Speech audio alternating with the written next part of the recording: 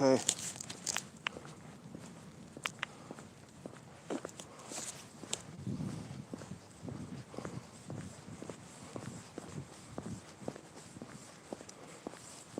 All right, we're gonna find these bastards. We're gonna find these fuckers. So far, I haven't seen anything. I've been hiking through the land of the endless mansions for a couple miles. Now we're headed out to the lands where the mansions stop. Let me just get over this crest of this hill here. I want to get away from this estate over here.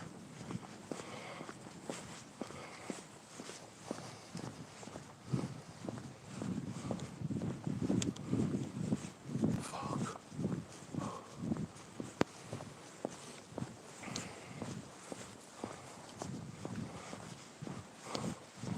Whoa.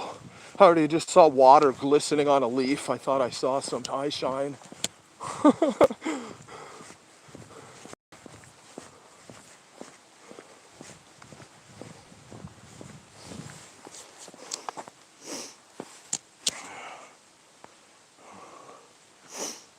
Grillers! Grillcast, what's up?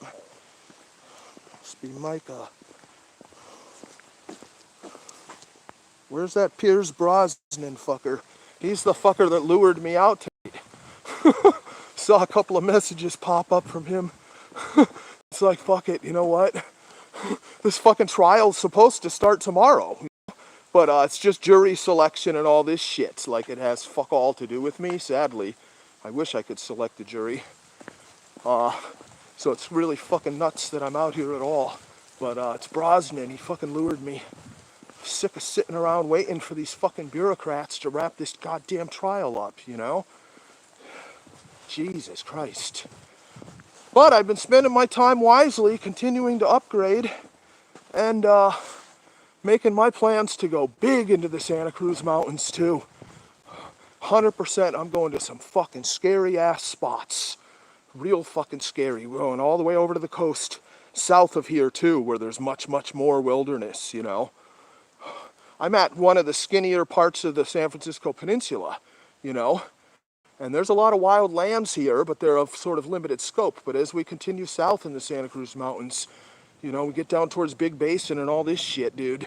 And it's aptly named Big Basin for a fucking reason. And conducting hardcore night ops there, that definitely freaks me out to another level.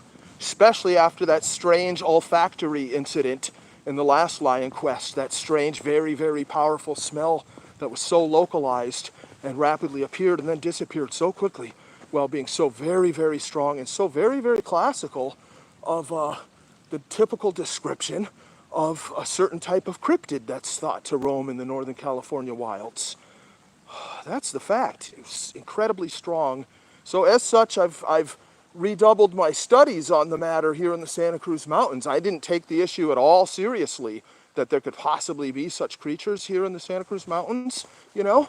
But more recently, I've made some more studies, and I've concluded that might not exactly be the case. I always thought there were only like 2 reported incidents in the last like 20, 30 fucking years here. That's like kind of all I knew about over the years, you know?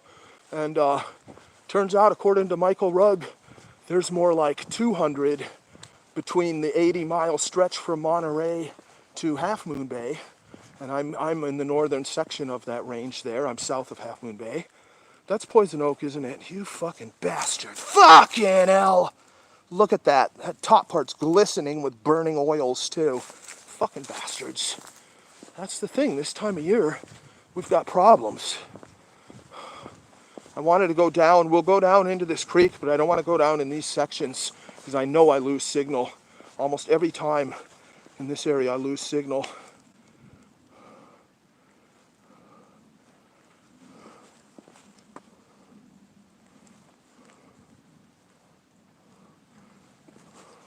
Yeah, that did spook me out. It's the spookiest thing that's ever happened on the channel as far as Lion Quest activities. Other maybe than just, there were a few others, but that is spooky in a weird way, just so mysterious. I've never in my life smelt something so strong and powerful And then to have it dissipate so quickly like that, and there was no wind at all. Completely still night up there, completely silent all night. And that strange incident, that scent trail, if we can call it that, that scent trail, the olfactory incident occurred not long after I started yelling and yelling at a pair of eyes in the bushes, trying to get it to come out so I could see if it was a deer or if it was a mountain lion or something, you know, or another bobcat. And so I yelled and yelled and yelled like that, and that echoed all the way across the lake to the lower sections of the fucking mountains over there and everything. And it wasn't that long after when I decided, oh, I'll turn back south. You know, I'd gone north from that point. And then I went a ways and decided I'd turn back south. It's getting late, and I'm not finding much. And there had been all these owls going crazy. Then I come back over there. God, this fucking... I've got this fucking green light on my helmet, dude. Fucking turn that thing off. It's making everything look green. And that's not good. Gets my attention like I'm seeing green eyes or something. Everything reflecting green like behind me when I turn around. I gotta get on the road. Stray car.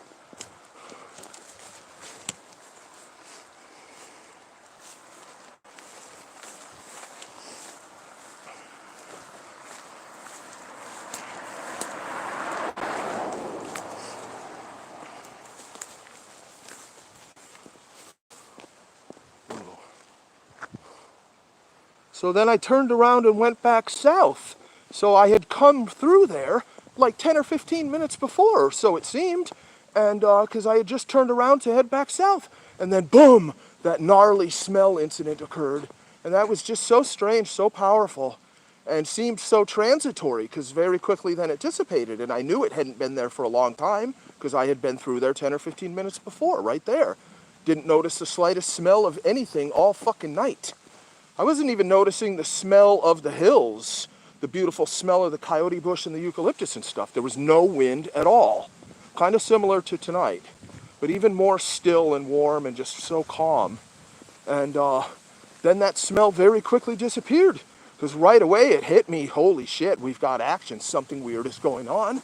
And so I remained in that area, continued to sniff around, and that smell just very quickly disappeared. And it just could not, the slightest trace of it then remained. It would seem to be transitory in source for it to have appeared and then disappeared. There's a strongly implied sense of movement, that the sense of the odor was in transition, was in moving. And now that could be through a gust of wind, but as I said, there was just absolutely nothing. I think it was the stillest night I've ever had up there as far as the weather goes. Completely, completely still. So that was really, really weird.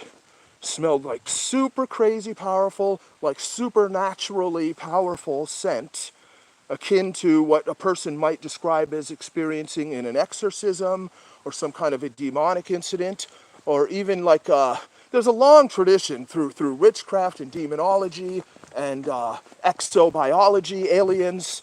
These encounters oftentimes can be accompanied by very, very strangely strong smells. And of course, the Bigfoot creature, provided it exists, is reported again and again and again to have a smell very, very similar to what I smell, dude. The strong scent of rotten meat, just a horrible, rotten smell, but that is so powerful and seemingly so localized to a small area that it right away, the witness describes that as just being so odd it immediately caught their attention. And that's exactly what happened to me up there after yelling and drawing a lot of weird attention too. Weird. Really weird. Nevertheless, we're going hardcore Santa Cruz Mountains, though. We're going to fucking figure it out for sure, because we're going through the most hardcore fucking shit there is. Every mission will involve going to the beach or coming from the beach or both, and going to a crest, to a peak, you know, and then returning or exiting via the beach yet again. So we're going hardcore fucking rural south of here. Plus, I can disappear down there. Nobody's going to know fuck all about where the fuck I am, too, bro. For real.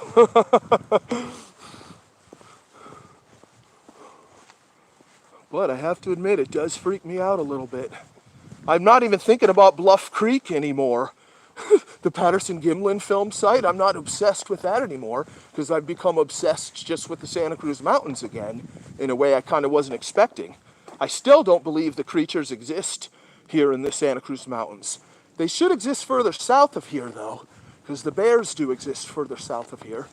And there has been a report of a bear within 5 miles of here by a caretaker of a historic estate in the Santa Cruz Mountains. So I'm a little more open to the idea recently. And I've made a lot of studies, discovered a lot of accounts that I had no idea about going back over the last few decades.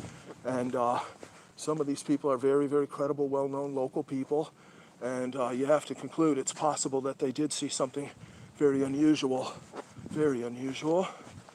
I don't know, bro, but that smell. Let me put it this way, that fucking smell. You know, the 32nd Scottish Rite Freemason that I know, 32nd degree Scottish Rite Freemason that I know, he studies a lot of religion and theology and these matters, you know. And when I told him the story, just completely neutrally, that I smelled something very, very, very, very strong, seemed oddly strong, you know, and right away he thought that he was thinking along the lines, like kind of theological lines, that it was like a sort of a demonic encounter, that death revealed itself to me as to how close I am to being the one laying in the ditch smelling like complete rotten meat tomorrow, you see. His impressions were along those lines right away, which I thought was interesting, because I gave him a completely neutral telling of the story, not implying in any way that I thought it was paranormal or related to some kind of cryptozoology or anything like that. Just gave him a neutral description of how very, very strong it was. And he thought it was very strange along kind of paranormal lines as well. So that did get my attention. We're definitely keeping ourselves wide open to be smelling that again, especially when we're up there in the mountains. We're not going to go way up there tonight. But soon, after this fucking trial, we start going goddamn hardcore. We've even got a tent now, don't we? Yes, we do. Because we're not looking to stop just because the sun rises, are we? Not when we're way up there.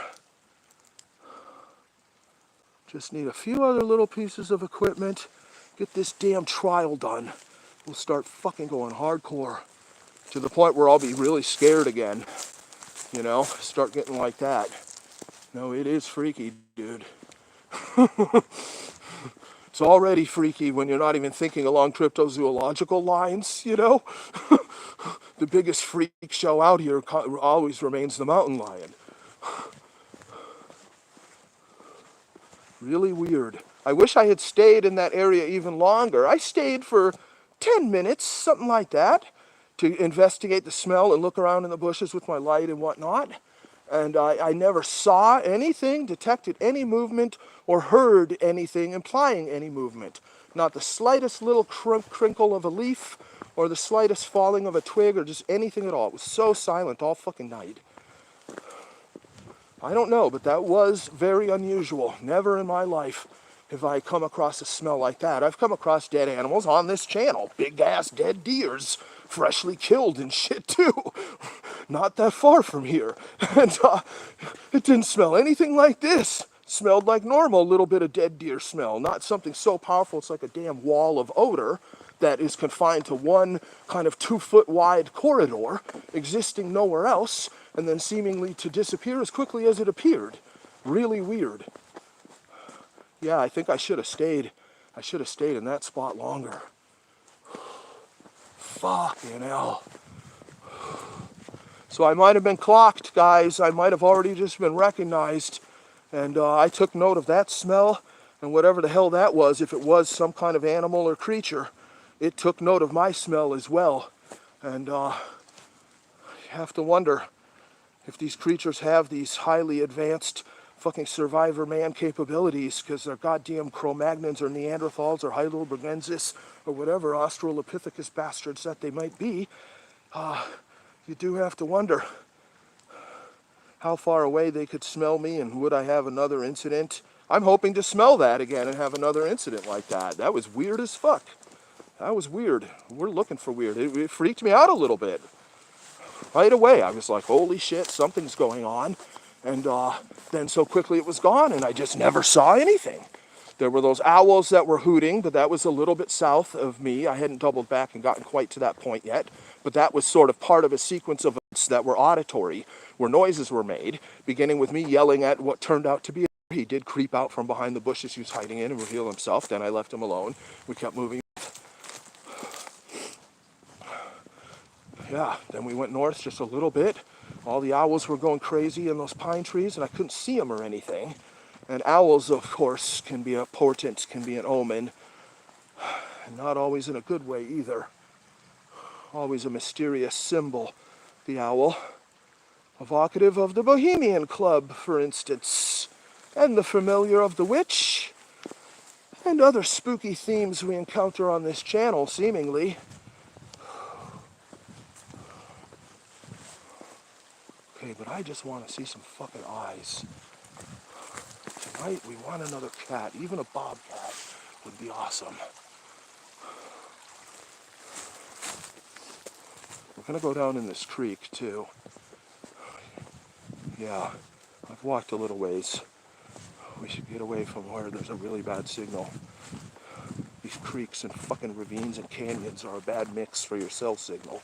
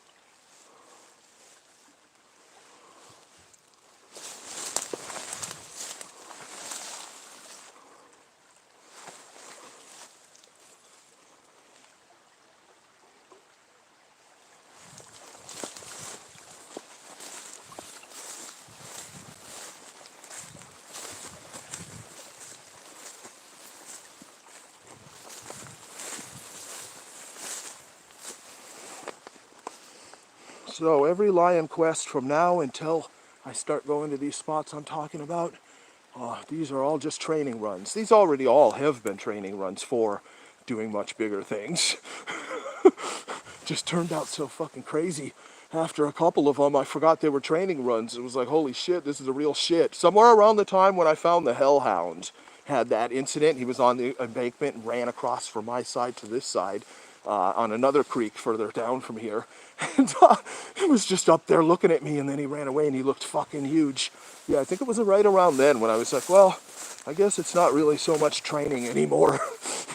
Shit got real when I saw that fucker. I saw his power as he took off and ran through the creek, ran up that other side, and he looked fucking big when he was standing up there at the same level that I was on the other side, you know? This is not poison oak.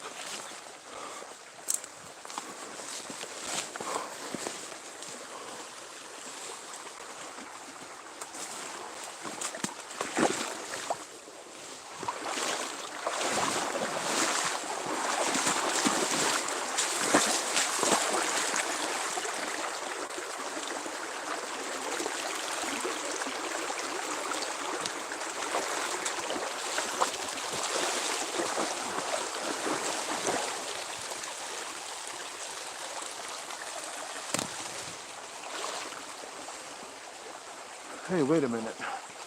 Let's make sure I'm satisfied with GoPro. What is GoPro doing?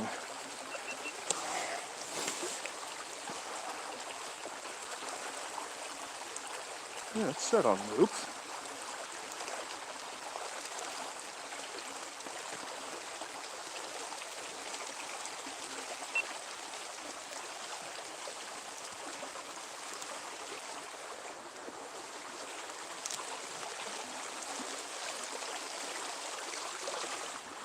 I'm sure it's lined up. That looks pretty fucking good, eh? Okay.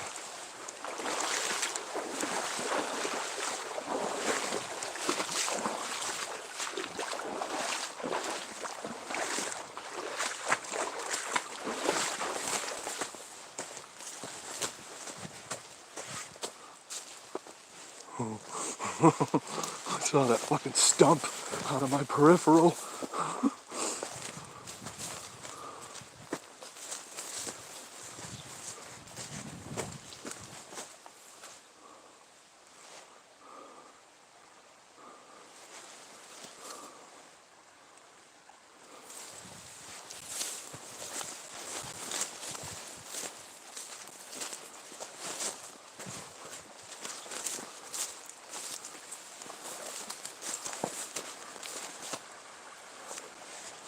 Fuck that, let's go down. Fuck off.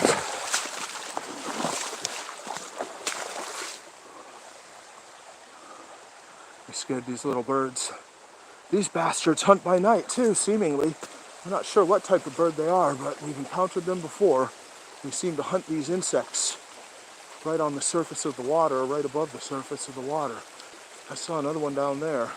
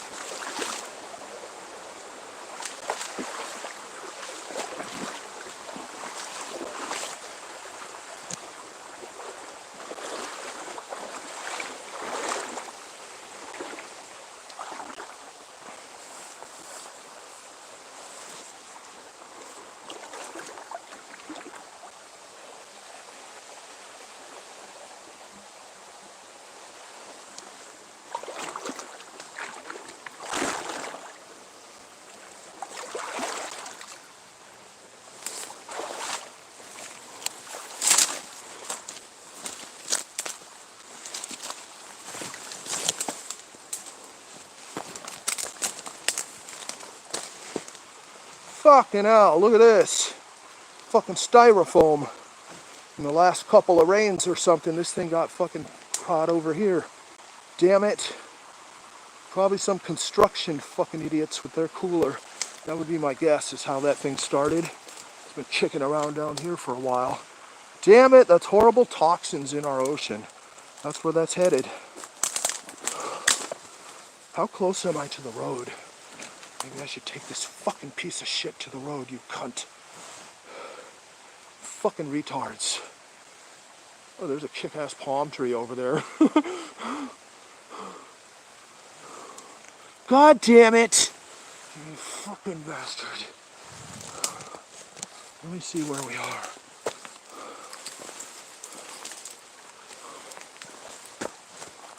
Whoa. No, that's not poison oak. No, sir. Oh, fuck! Look at this! And that probably is poison oak. Yeah, that is all poison oak. This whole fucker right here, that fucking huge stem, all of that shit, this is all poison oak. Fuck me. Damn it. God damn it.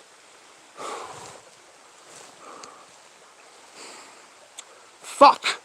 Well, we're gonna have to just take mental note of it, and I might end up coming back through here, at which time I'll be much more inclined to haul that out of here myself. Damn it, right now I'm inclined to get away from this huge fucking tree of poison oak.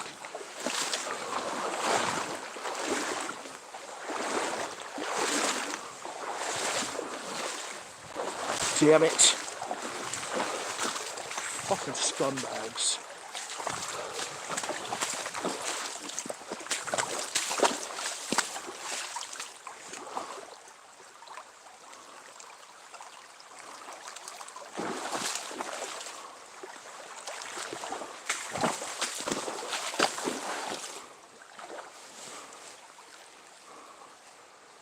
I have a couple bags for garbage, but I don't have bags that size. No, that's just reflection up there. So there's a road up there. That's not eye shine.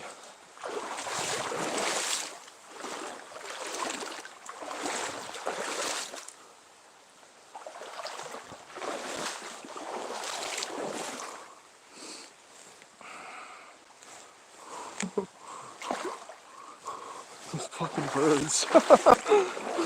It's like a feeding frenzy out here for these birds.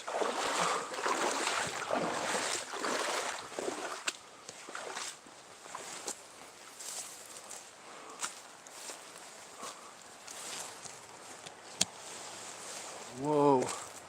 Okay.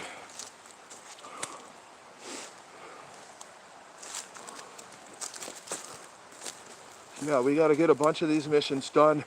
I got to get in top form for these missions. I'm really out of practice. Equipment changes coupled with being out of practice too is like a real hassle. I've got this other flashlight as my main light right now, which I love. We discovered in the last Lion Quest how kick-ass this fucking light is. I just wish I knew it was being powered right now. I don't see its indicator on. It's like so weird. Wait, I see it. Yeah. Sweet.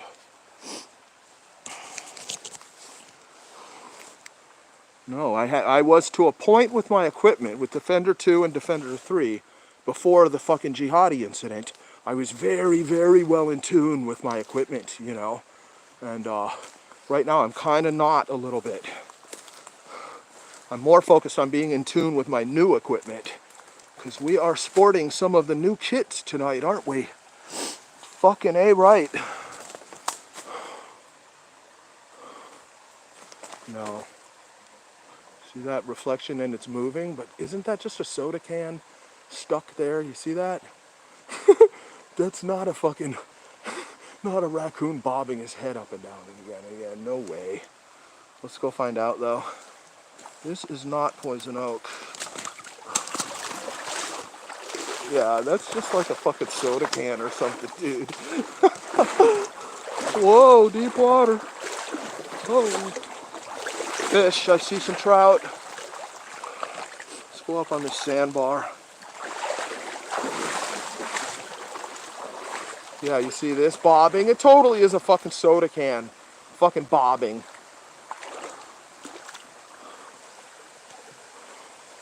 Bastard.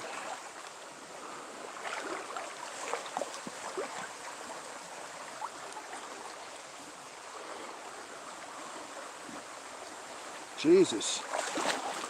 You go in a little deep water and then you start wondering about issues with bear spray and submersion. In all my studies of bear spray in recent weeks, I never came across that issue, did I? Until I was standing in deep water right here. And you start to wonder. This is not poison oak, thank God. Asshole. At least we can get this fucker from bobbing out here.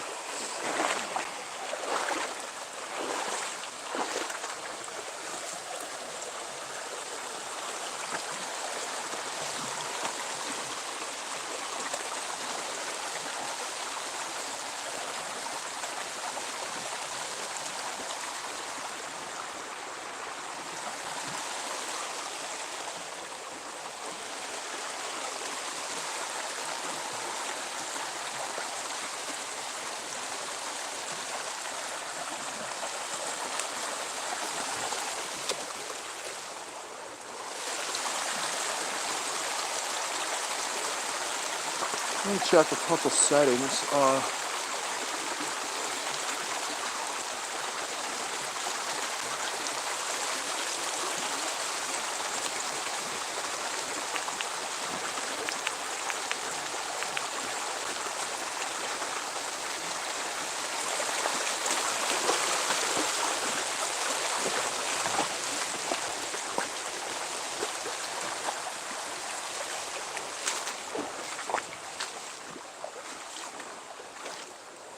Holy shit. Is that poison oak? That kind of looks poison oakish, doesn't it? Here it doesn't though, but God, that looks bubbly. That's all one tree. Still, I kind of don't like it, dude. I know this isn't though.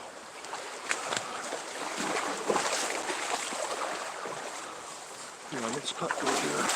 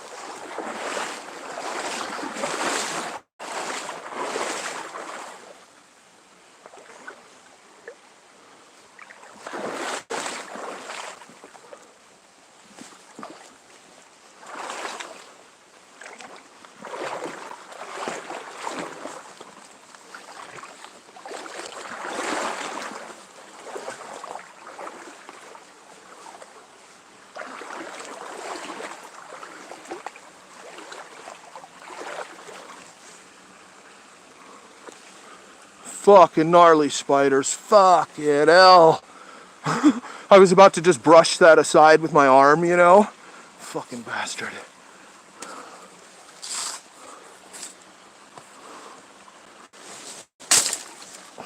Sorry, mate. We're coming through. We're not fucking about, are we?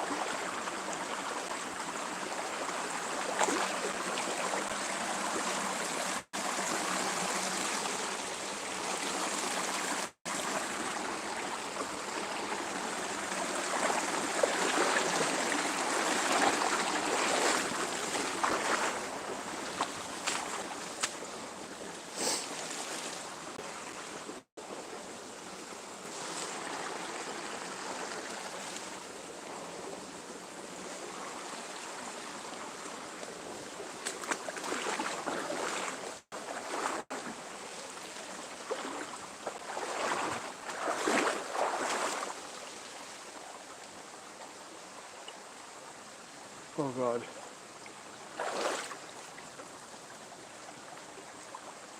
Weird noise. Fucking creek. See, that's a problem too. You can get an auditory overload with noises from a creek, and it can have a psychological effect on a person. And then, of course, you have subsonic sounds as well that can be generated by moving water, as well as electromagnetic activity, actually, in the form of waves in the ocean related to lunar forces and such. Absolutely, it's an electromagnetic effect. So there is that as well. There's a long history of creeks being associated with very strange and unfortunate incidences. And I got a little taste of that there, stranger, because I thought I heard a low growl type of sound mixed in with these water sounds.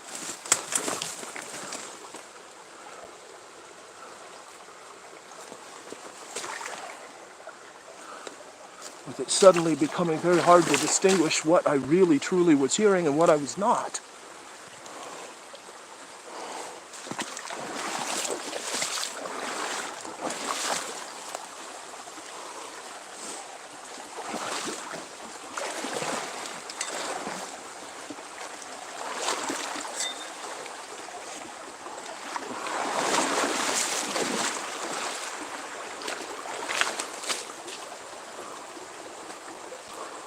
I'd love to just be up there in a lot of ways, but I know there's a lot of poison oak. What month is it? It's late April? Oh yeah. It's nowhere near at its peak, but it's growing aplenty. Yes, it is. We've had a lot of sunny weather. We did have a week of rain, too. A little bit of rain, kind of every night. Oh, look at that gnarly spider, and I'm crawling under here. We're really testing out this fucking armor, too. Fucking hell. Fuck this. Oh, he's nasty. I'm going over this cocksucker. Fuck off.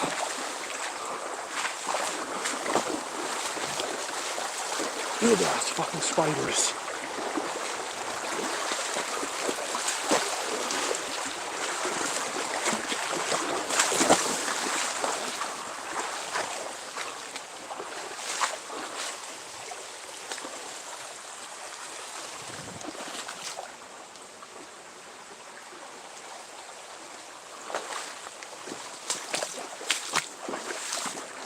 Oh. Sorry, mate. The show must go on. I'm not sure if I looked up. I mean, I know I looked up and looked at the pine trees where the owls had been going crazy, you know, as I was investigating the olfactory incident that occurred. But I don't know if I really made a thorough look up along all the branches, like kind of directly above that part of the trail, and, you know, really made a thorough look when that strange smell incident occurred. Very, very strange, I know that.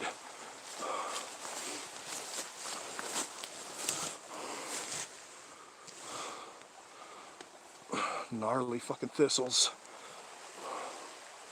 Let's just fucking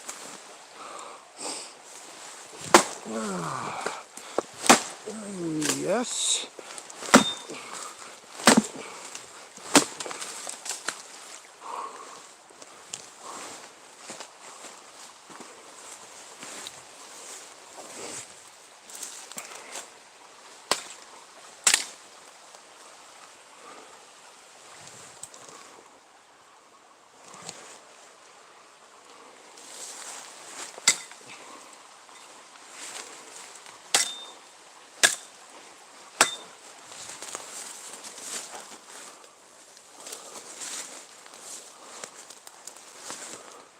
Bushwhacking tool is proper sharp.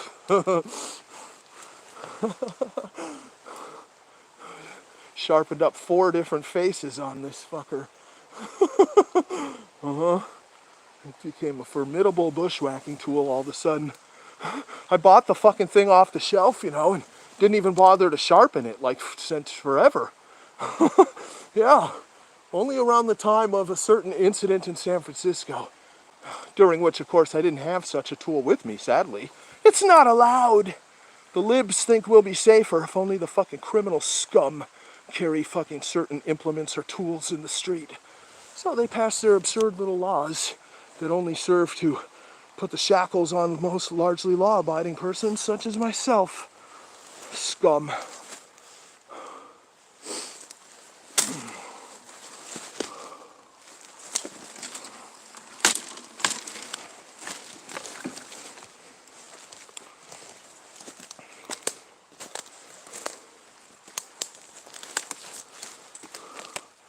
Doing pretty well with poison oak. Kind of surprised I haven't encountered some yet again right through here.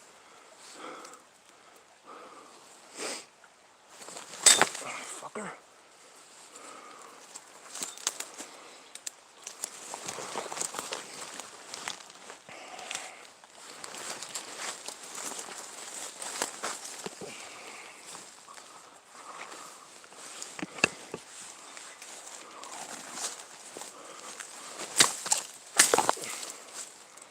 That's better.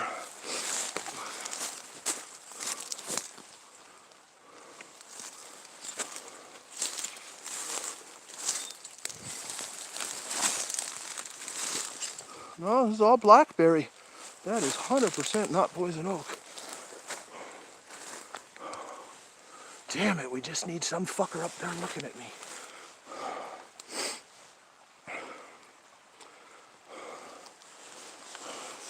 Maybe we should do a little lighting too. Huh? Let's just go on low on this one.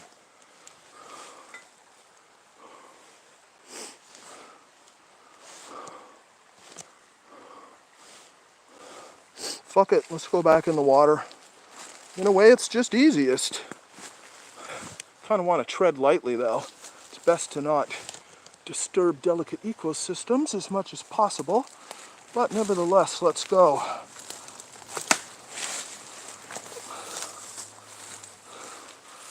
Gung-ho!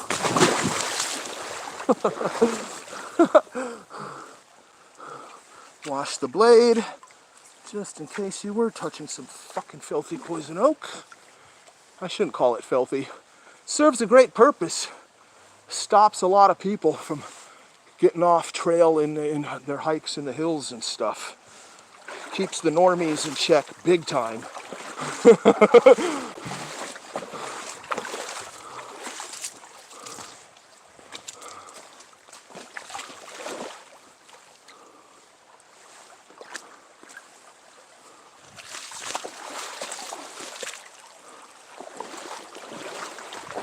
No, I've had no eye shine, no animal activity at all, except for some birds and some fish.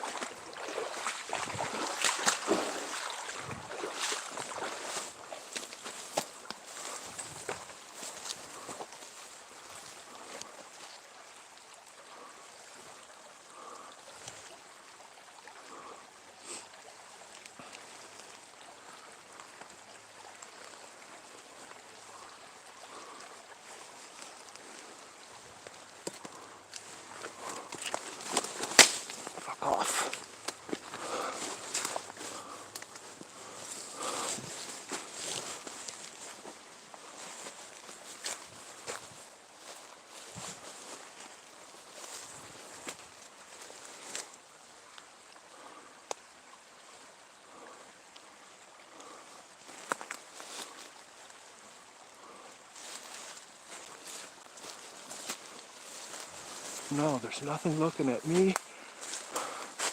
Nothing at all. Stop here for a second.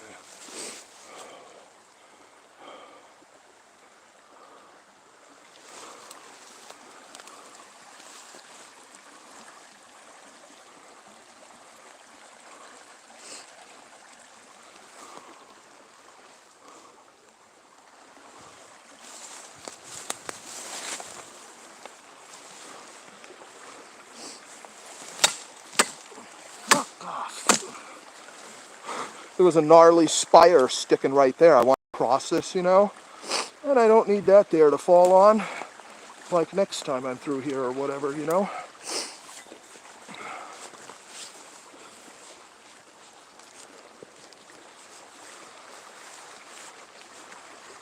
Ooh. It's a wee bit challenging, isn't it? Wearing all this equipment as well. Nice. That section I went through was a tiny spire, you know, something 2 inches across to balance on because of the way the trunk was configured.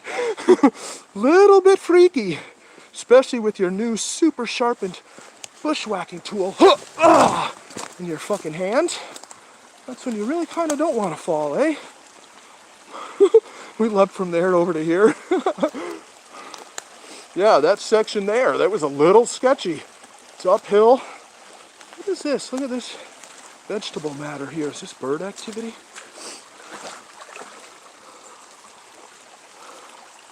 That's weird. I must have dragged that with me. That wasn't there when I came through. Yeah, that must have came off of me somewhere. Jesus Christ, dude. Yeah, that spire right there. You see that? There's a long section, like an 8-foot long section, really until you get to here. Then it starts leveling out. All of this, it's gnarly, like you're on a fucking literal balance beam. It's not a normal log at all. That's why I hesitated, had to really make sure I was set up and balanced. I'm wearing a fucking vest, a fucking helmet with crazy lights all over it. We're carrying a 7-pound rig in my left hand and a bushwhacking tool in my right hand. Oh, somebody was wondering how much my helmet rig weighs. Helmet with a power pack and 2 rechargeable headlamps mounted on it. It's 2 pounds, 13 ounces, which is not bad at all. I'm sure that's less than most helmets for a road bike, you know, for a road motorcycle. Yeah, 2 pounds, 13 ounces. It's chill. I forget I have the fucker on. I forget I have any of this equipment on or even carrying it. I really forget it throughout the night until you come across something like that. You know, it's like, okay, let's really make sure we're in touch with how our body weight is distributed with this fucking gear strapped on as well.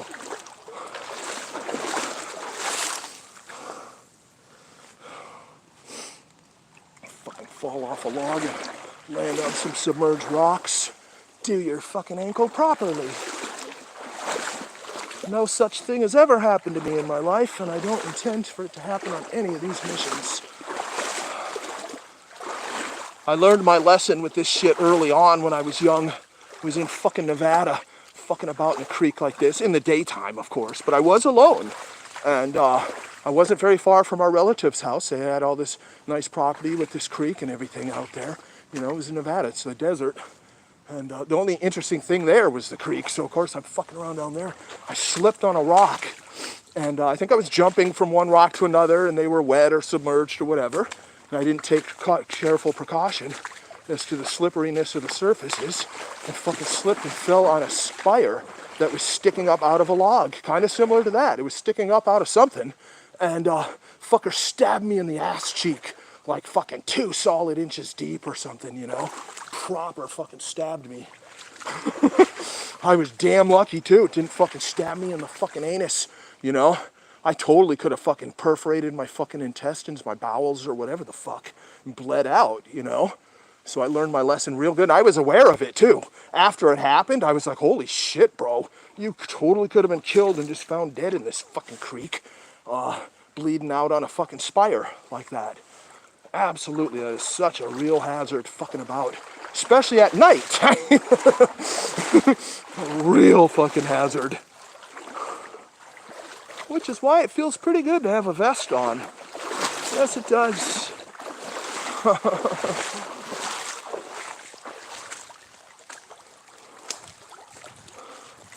My fears of disembowelment by cat or by spire have gone way the fuck down.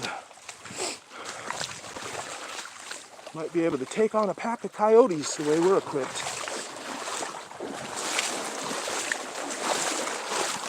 Trout. Little trout zipping all over the place there. Have fun.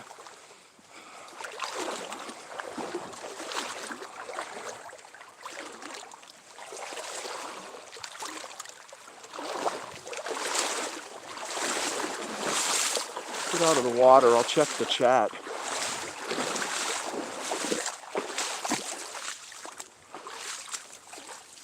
Follow the deer. Nobody's up there. These fucking cats love to climb trees like this. They'll go shooting right up there. Even a vertical tree, they can go up there with great fucking speed. Not a problem at all.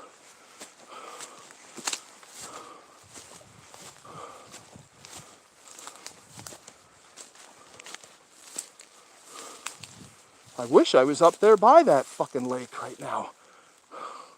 But I gotta be careful. I can't go to the same spot very often for a couple of different reasons right now strategically. And I don't have time to be fucking around way the fuck up there in the mountains tonight.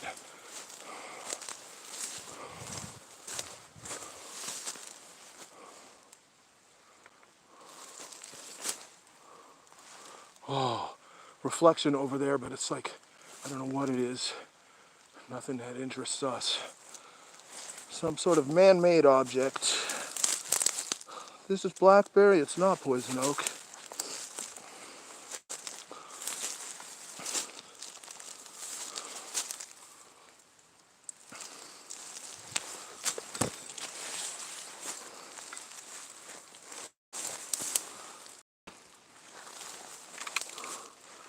What happened to my fucking trail, dude? It's a fail.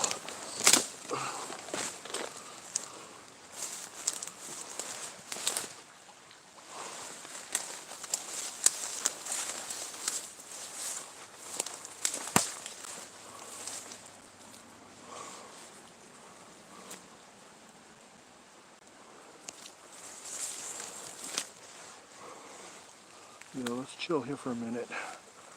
And let's not put anything on the fucking ground.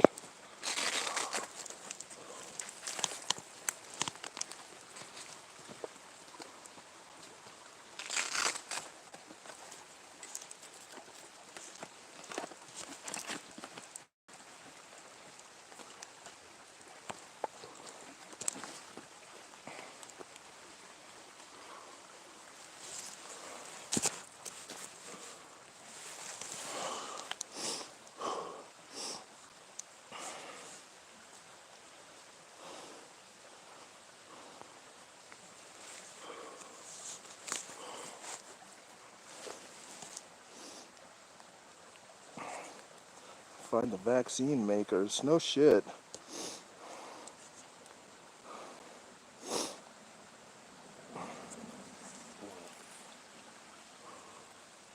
See, that's just a car on a roadway up there. Right, it can kind of freak a person out. Does poison oak make frogs gay? Probably. If you get it on your fucking cock, it'll fucking make you some kind of asexual. I'll tell you that right now. That'll shut down your fucking sex life for weeks, bro. It's never happened to me. But I do know somebody that it happened to. Their fucking groin, fucking around in shorts out here doing shit like this in the daytime or whatever. Went wrong.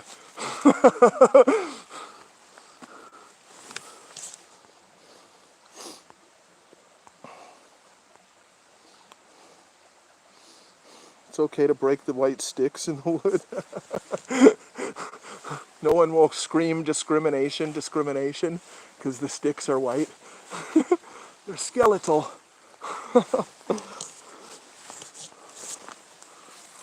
Oh.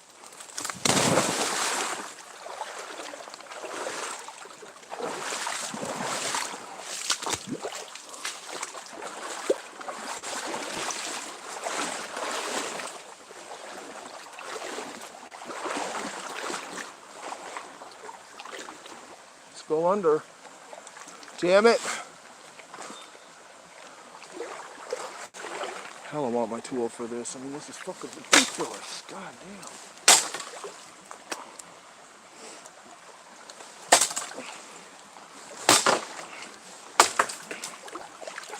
Oh, God, all the spidery crap is all in the water now that I knocked off of that stuff. I backed the fuck up.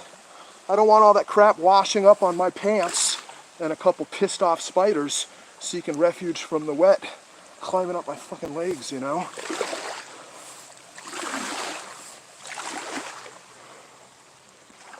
This bushwhacking tool is quite handy.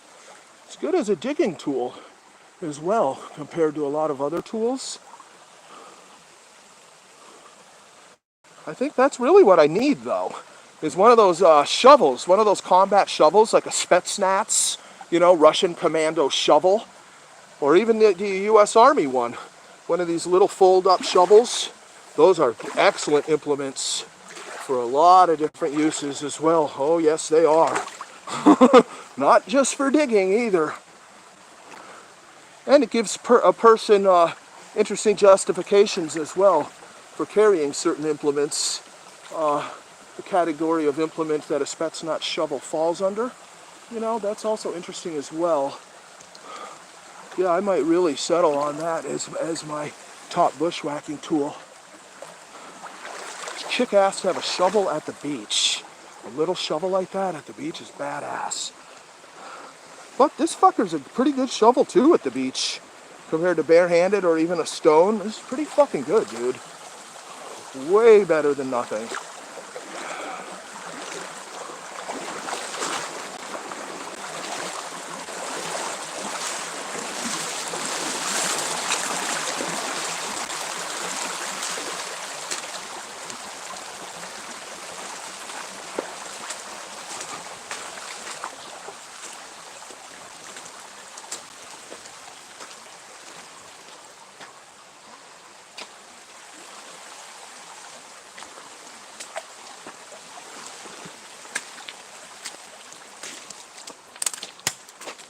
Is this oak? I think that's oak. Early in the season, it's kind of hard to tell. That's gotta be oak, dude. Fuck that.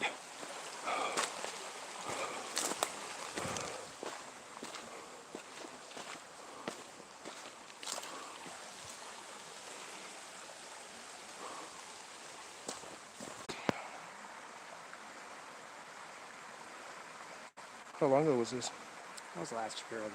It's 20 I June. know, dude. That's the thing. So exactly. he got these. He got 4 of them when they were cubs. Yeah. The year before. So they're still together. Yeah, and now they don't look so much like cubs, do they? So They look like proper lion. Almost a year ago. So that's 4 that were here. I don't know where they went. Wow. Yeah, that's the thing. Exactly. I've seen other footage on YouTube and stuff where there can be groups of 4, 5, 6 of them together. They just do that when they're young. Yeah, once they get a certain age, then they will go solitary as their hormones develop. Mom had 4 cubs, but that was a 4 cubs on their own. So Mom kicked them loose, and that's it. So. Yeah, that's freaky, though. That's one of my real concerns. Yeah. What happens if it all goes wrong somewhere way up there and there's more than one? That's going wrong, big time. So, I've got this bear spray now. I appreciate you staying off the private property. Yeah. No. It's a whole nother era. Yeah. I had my Huckleberry Finn era when I first started making videos, the era of innocence. It's over. Yeah. Especially after seeing what was going on with these Colombians or Chileans making raids up here and whatnot, you know. Yeah. That's when I decided, hey, I'm just going to give you guys a courtesy call when I'm going to be operating around here at night. Yeah. You know? Lights, we know you're here, and people call you, and we knew it was you, and then as long as you're not on private property, it's fine. Yeah, no. It's a new era. Man. We stay well away. I mean, look at how equipped I am and whatnot. Yeah. You know what I mean? It was one thing when it was just me and my phone, Dude, you know? Do you wear fishing? Do you have waders on under that? No. You gotta be freezing, man. Not really. Why don't you get some fishing waders? As long as you keep moving. What? Oh, I'm live. Fucking hell. We lost signal there for quite a ways. I had to get the hell out of the creek bed entirely. A law enforcement encounter. Just a little stop and chat, you know. Which is good. Very good.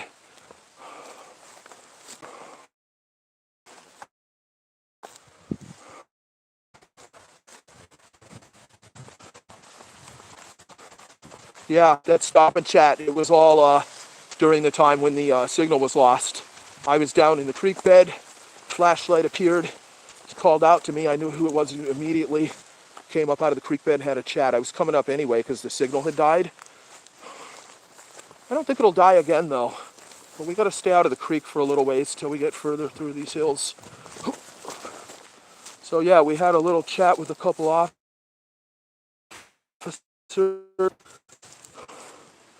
That was good.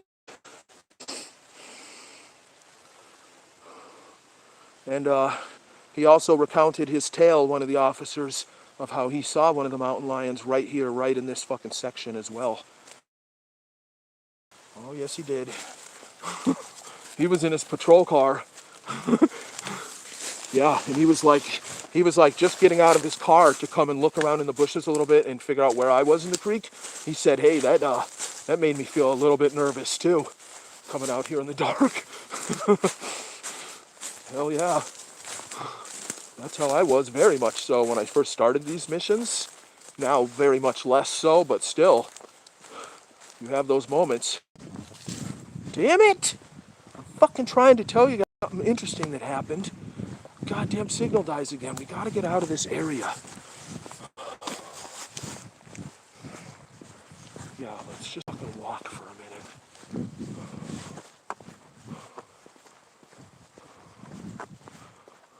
We just have to get a little bit lucky. We'll see one fucker right now, even right up here on the road.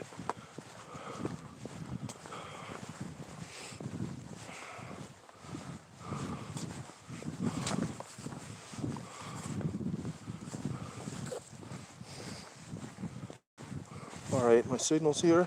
Yeah, anyway, we had this encounter with the police. They came out to figure out where I was, and suddenly a flashlight appeared. I saw it and went towards it because right away he was talking and I knew who it was. Came up and chatted to them. It was pretty funny though, because to come up and see them, I have my bushwhacking tool in my fucking hands, you know, and I'm coming up a ravine, so I'm using my tool to help me come up, and I'm explaining to the officers, hey, I've got this bushwhacking tool in my hand, I'm using it as a crutch to come up here. They're like, cool. But it's, you know, it's always a little weird when you're approaching two cops in the middle of the night and you got a fucking big bushwhacking tool in your hand.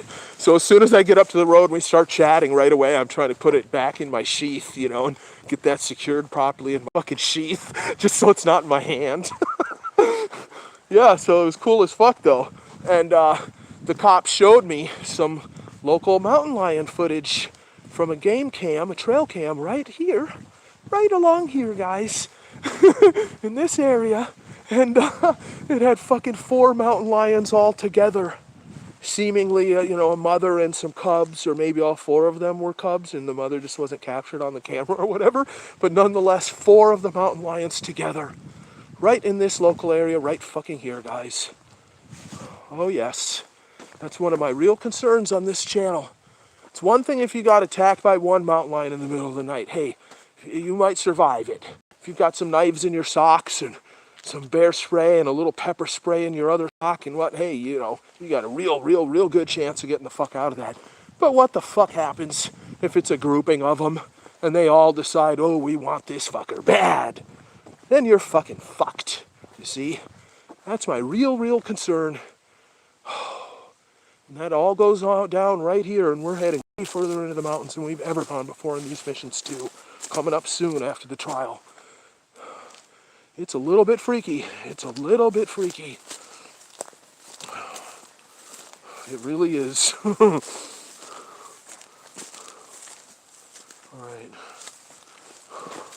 Oh god, am I gonna just lose signal again here? You fucker. I wanna go down here.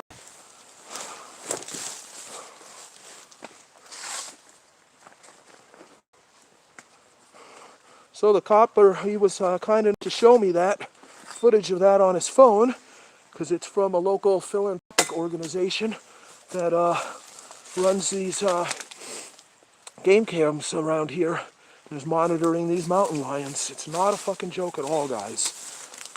Whoa! That's gotta be poison oak, right?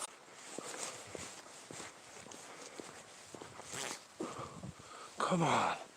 Why aren't you up there, you fucker?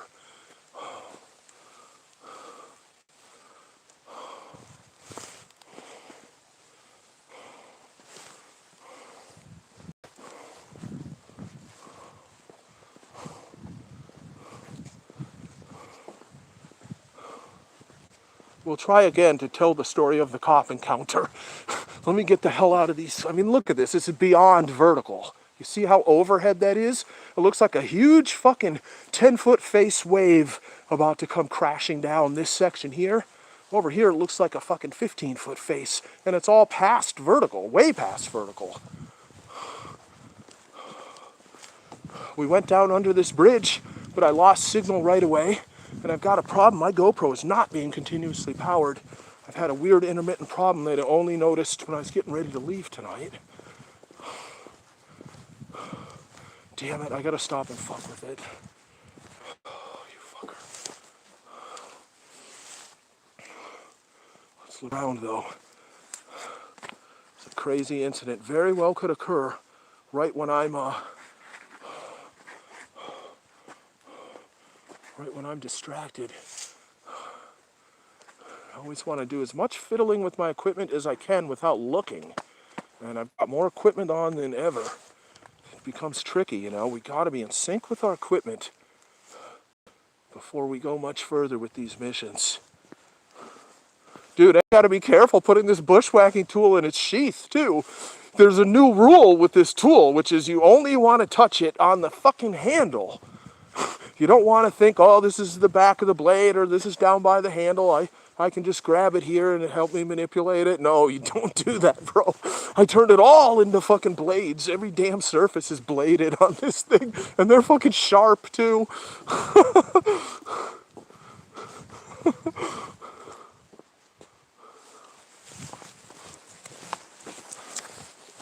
I also have a new strap configuration. This whole time I had only had a strap configuration that would allow me to throw the Defender rigs onto my back so I could climb fences, was basically what it was for, and be able to walk without filming and have nothing in my hands if I'm walking a couple miles before I'm going to start filming. So now I rigged it so it can apply to the top of the rig as well. So it's helping me suspend this rig while I'm filming and it's in the forward and filming position. I got to remember to kind of use it and rely on it, though. Holy shit. Okay, we're going further out here. Get up here a little further, I'll tell the cop story. We had this cop encounter that happened while the stream was dead.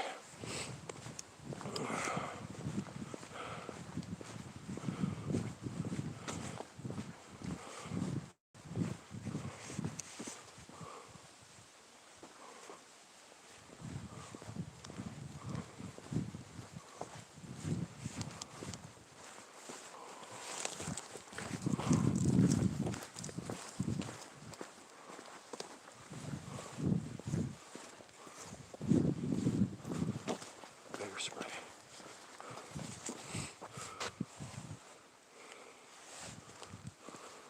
Yeah, I don't like how this is on my belt, too.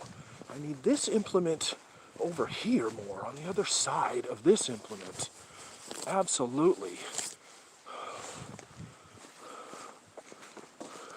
Because when all hell breaks loose, it's going to break loose, and you want to know where your equipment is, fucking for real, so that the first time you reach for it in a fucking millisecond, it's there. Not the third, fourth, fifth time you're grasping for it and finally it's in your hand, you know? For real.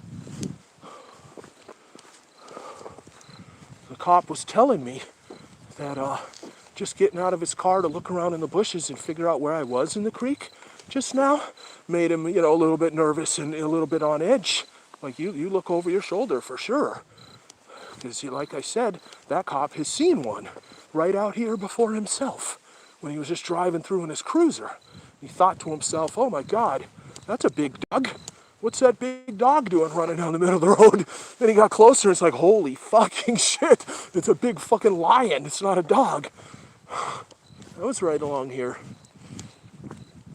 So these cops noticed, flashed their lights so I could see them, put their flashlight down there where I could see them. I came up out of the creek.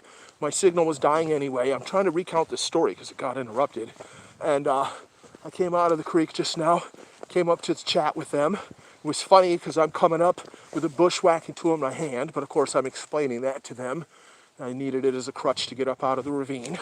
And then, of course, I sheathed it up right away and fastened it up. And yeah, so he told me about this mountain lion footage that was recently captured. And he had it on his phone, and it was captured by a guy. It's really an association, but I think it's mainly one guy. And they run game trails here studying the mountain lions in this area. And recently, within the last year, he had footage, and this cop had it on his phone, he showed it to me, of 4 mountain lions together in the night, captured on a game cam. Right around here in this area, guys. Imagine that. What the fuck goes down if I encounter more than one? That's always been my concern. My main concern, really. Because I've seen plenty of footage. People think, oh, mountain lions are solitary, there's only one, and this and that. And that generally is true, but that's not always true at all. First of all, a breeding pair, a mating pair of mountain lions can and will and do hunt together during the time when they're spending all this time together. They absolutely can and do hunt together. So you have that right there. And they're not just hanging out together and then one decides, oh, here's deer, let me take him. No, they've been seen actively hunting together. So there's that. And there's at least half a dozen different pieces of footage. I don't know how many pieces of footage are publicly available of multi mountain lions together. So it is a real concern. Awesome seeing that footage though. But it's exactly what I've seen before. And it's a real freak show. I don't want that to happen to me. I really, you know. If a unit of them like that want to eat you, you're just eating. That's it, dude. I think you're done. You better fucking hope you have your bear spray and fire that off at the timely moments. I don't know if anybody's ever successfully used bear spray to scare off multiple mountain lions in one incident. We know nobody's done it at night. That's safe to say.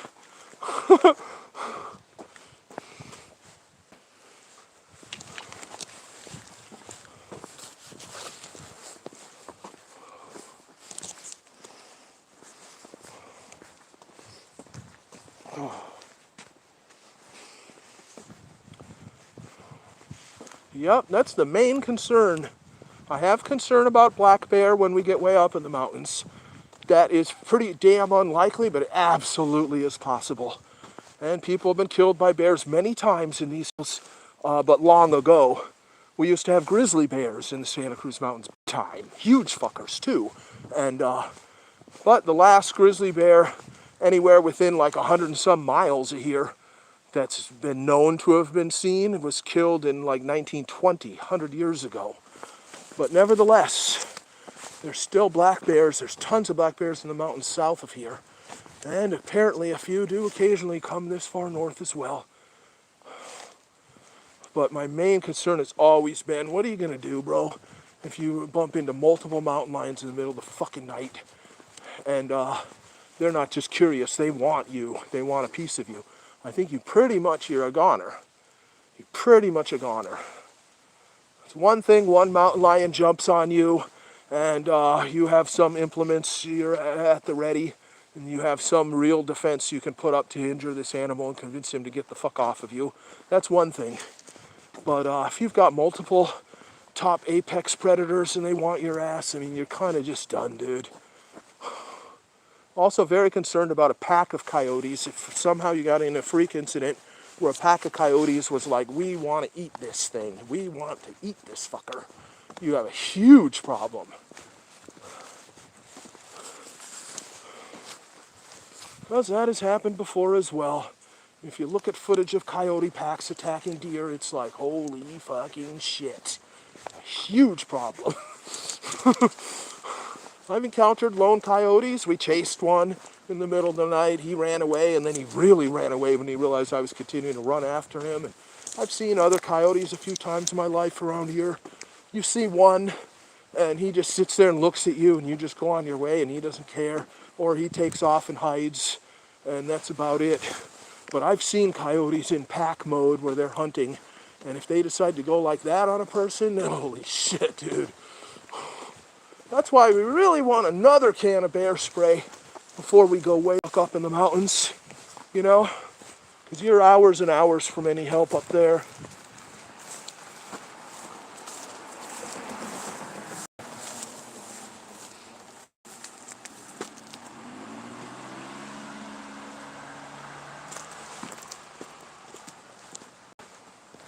Car. I didn't like that happening at this spot.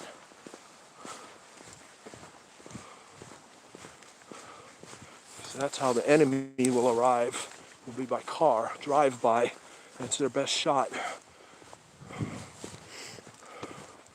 We prefer that cars appear when I can disappear.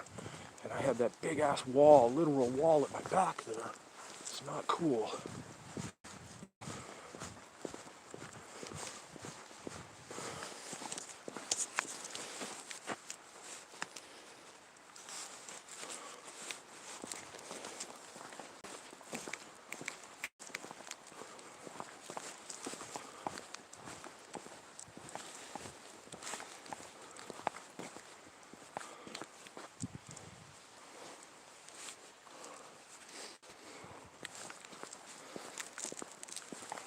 We're going full dark a minute until I get around this corner. I want to make sure that the occupants of this car aren't trying to get slick.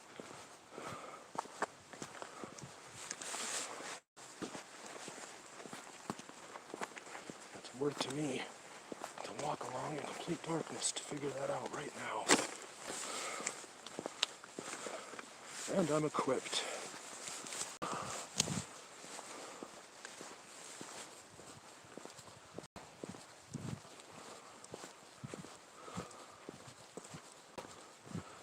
I know these roads quite well around here. And I know this curve coming up.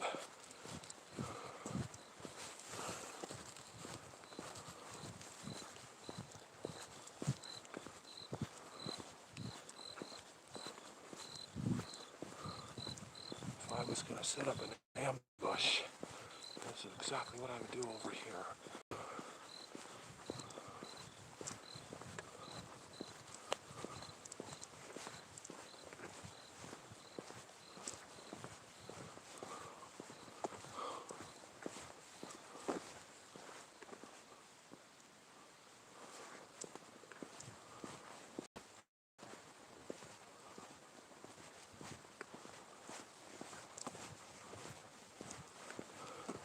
Trial's supposed to start tomorrow. Jury selection should be the first thing. Monday the 25th rather. So we're still in a very tenuous time waiting to fucking testify against the ISIS scum. That's why we're taking a lot of extra precautions. And I got a few tricks up my sleeve that I won't reveal as well.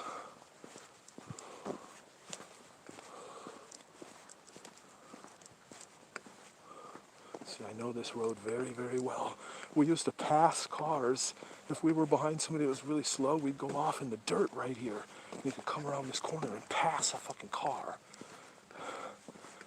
So if some fucker wants to ambush me out on this road, I do have hardcore local knowledge.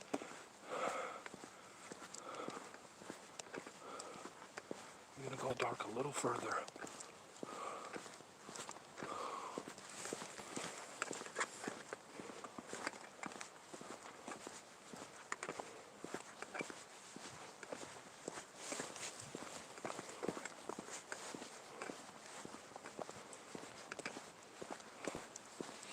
Fuckers better not delay this trial again.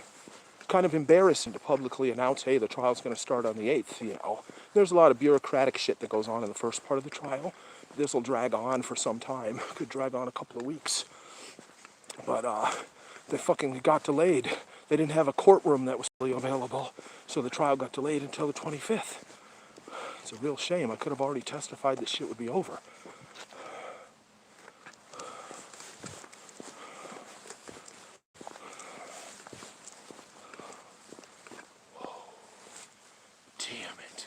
That may have been a bat.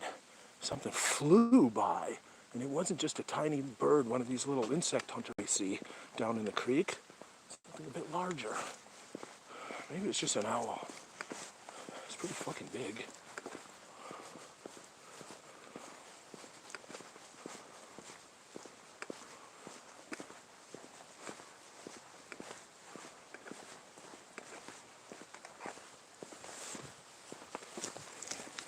Okay.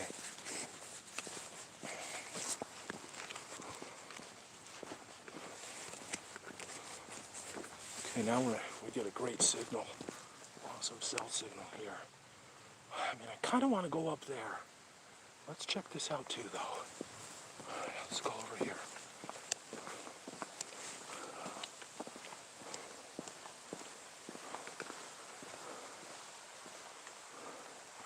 Yeah, I got on my toes. See that car that passed me? Guy had a phone in his hand, and the car slowed down when it kind of got by me.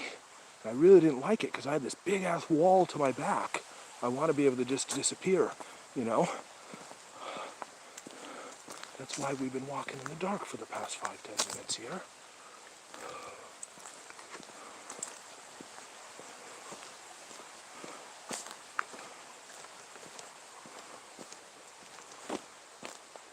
Fuck it. I don't know what to be more nervous about. Fucking hell.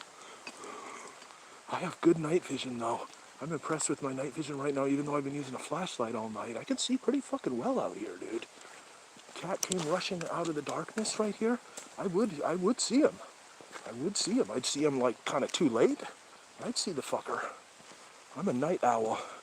I'm naturally vampiric. And if I die in these hills, I might haunt them for millennia.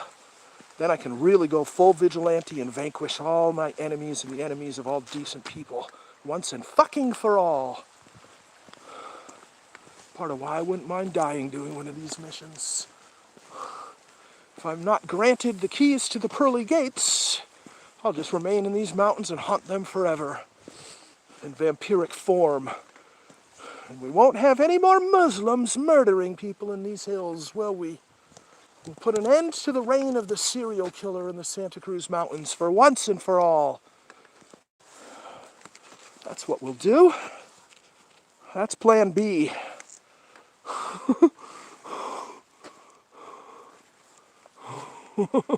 Yeah, that's fucking plan B.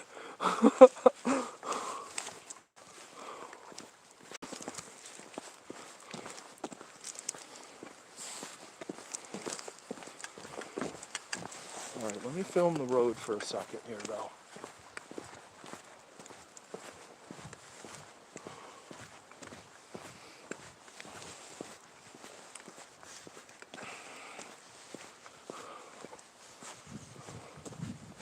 Nope, no ambush.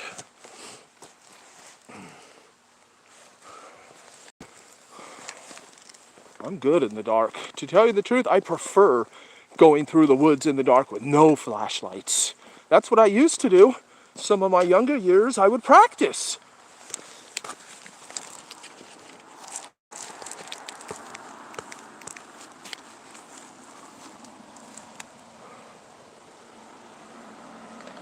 See, that was much better. Car is coming, I shut off my lights, and I move to a position where I can disappear like a Sasquatch. In one split second, I can just utterly fucking disappear into the bush. That's how we want it to go down. Not with me fucking with a big sheer cliff right at my back where I can't disappear.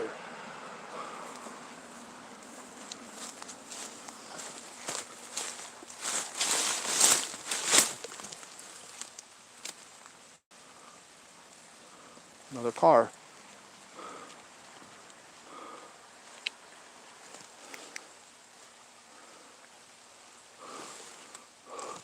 Fucking poison oak. Fucking poison oak.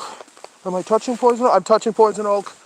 God damn it, I disappeared into the dark. That's the thing. No flashlight, no poison oak detection. I can't see that well. Fuck me. Fucking bastard. God damn it. We gotta go down into this creek and clean up. Pretty sure it touched my hand right there a little bit. Damn it, I'm trying to go the other way. Fuck. Where can I just get in here real quick? Goddamn fucking... I'm sorry, dude. A certain man called Donald John Trump was right about a certain ban of certain people from certain countries having any kind of access to American shores. God damn it. It's another inconvenience I've gone through simply because we have such hostile foreign fucking scum running loose in our fucking country. I shouldn't have the slightest inconvenience because of shit like that. Because the fucking bastards shouldn't be here to cause mayhem in the first place. Jesus, I disturbed a dog. It's in a state over there. Just heard a dog yip. He didn't like me getting bellicose, did he? Damn it. Hella poison oak here.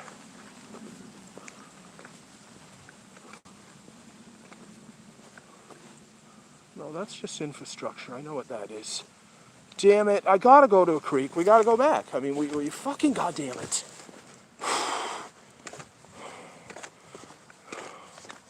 Smart thing to do is go clean up. But I need the right spot to do it.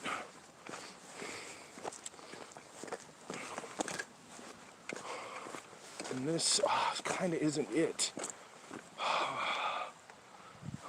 Let's go for it.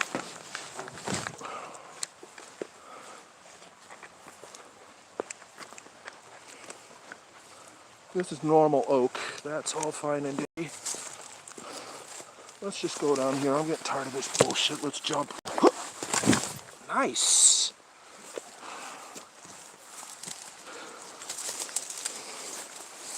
Fucking bastards.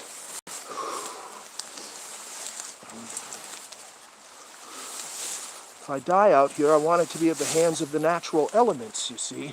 Not at the hands of filthy foreign invader fucking scum!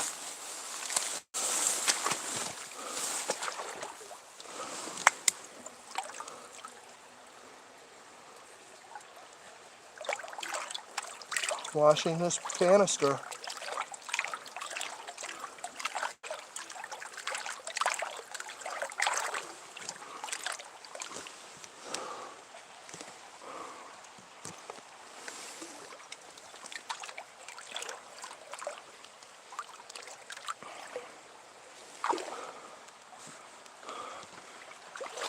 Pretty much the first or second time that I've just overtly touched poison oak in any of these missions. It used to be top priority to not touch poison oak. But now escape and evasion in some situations has to take precedent over that, unfortunately. Because the fucking invader scum, that's why. Now I gotta wash my hands for real, dude. I want to set this rig down. Oh, God damn it. This is wonderful. Optimum. What's this? There you go. How's that for a fucking shot? Hey? Dude, I almost unzipped my pants and started to take a leak. I'm in cold water. Suddenly I feel the urge to take a leak. But I know my left hand touched poison oak. We started the night off talking about poison oak on the fucking crotch. I almost did it to myself just now. Oh, this is fucking insane. Oh, I gotta turn on this helmet too. I turned off these fucking lights when I was talking to the cops.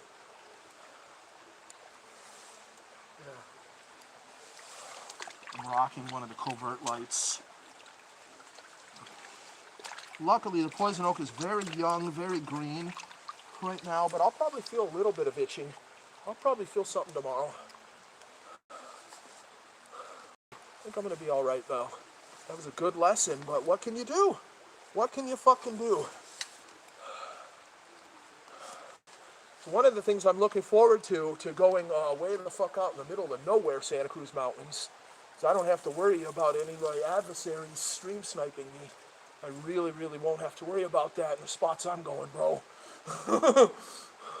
Only people I might meet in the middle of the night could be a game warden, poachers, marijuana growers, possible cartel marijuana growers. That's about it in some of the spots we're going. And even that's not likely. Far away from the fucking normal scum we have to worry about on this channel.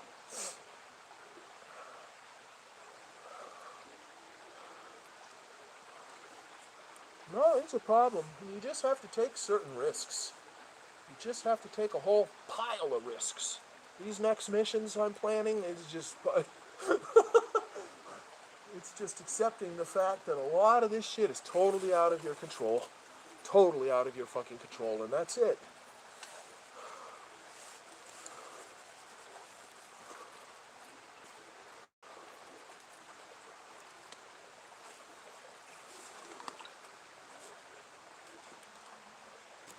Fucking hell. Okay.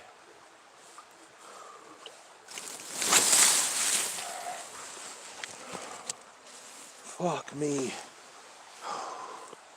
Now, I swear to God, dude, this GoPro is not being goddamn powered. And there's just like no reason for it. Just so infuriating.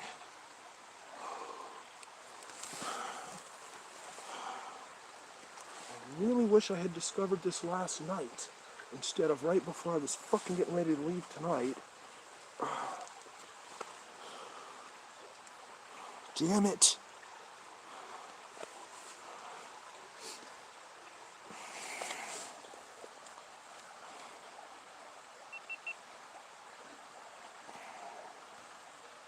No, it's not being powered. It's not.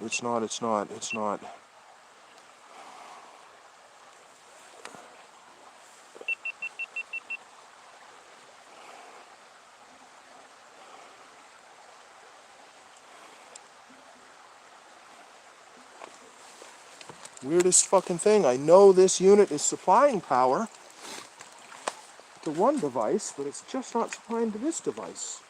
I know the cable works, but it is possible there's something intermittent going on with the cable. I'm afraid it's the output from the power pack. I'm afraid that one of these is fucking just going inoperable. I have to hold this upside down like this while I fuck with this. You son of a bitch. Alright, well fuck you. This is why we have 2 extra GoPro batteries. So we're not totally dependent on external power pack. But we don't want these type of problems. Having this problem tonight puts me one step further away from going on my most hardcore missions into the mountains with this shit. That's what it does. And we don't want that. We want everything working in sync.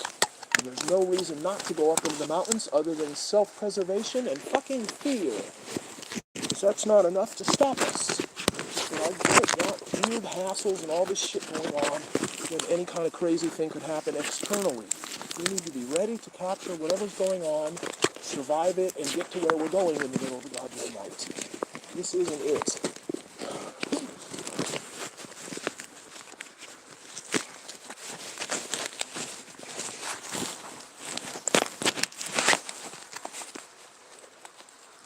Okay.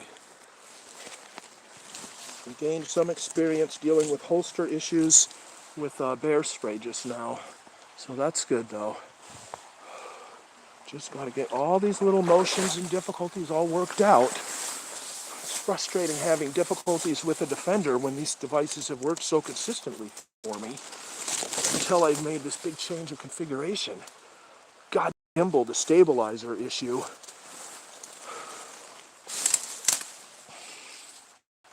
That is indeed poison oak right there. We avoided it because we jumped down this whole fucking 4 or 5 foot wall. And now we're going to have to climb up it to avoid that.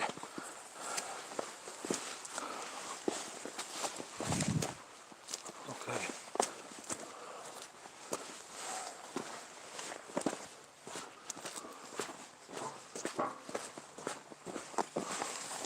Yeah, I'm just going to put a new GoPro battery in. I'm not going to sit here fucking with this bullshit, dude.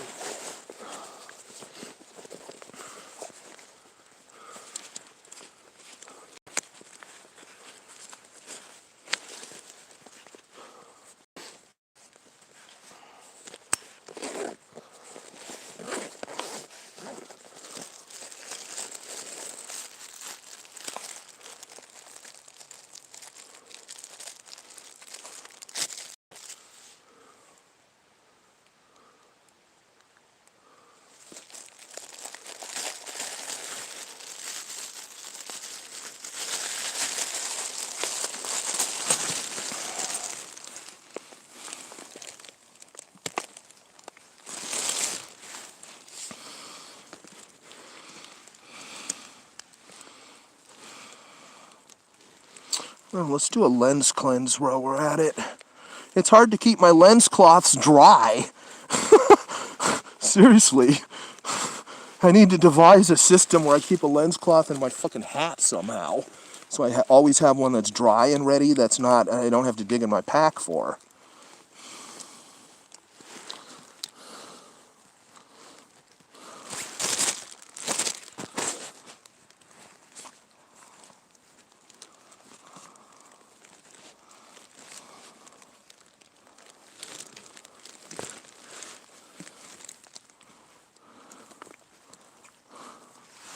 What in the fuck? God, this is so lame. Oh, duh, you have to unplug it, dumbass. Won't come out of the mounts when it's fucking plugged in, will it?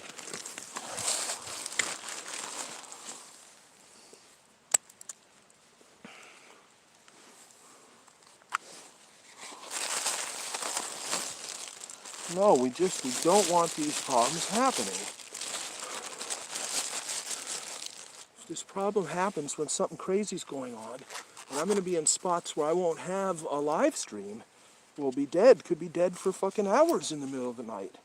Spots we're going to, which means the GoPro becomes primary. If something crazy happens with mountain lions or something, and I'm fucking stuck fiddling around like this, that's just completely unacceptable.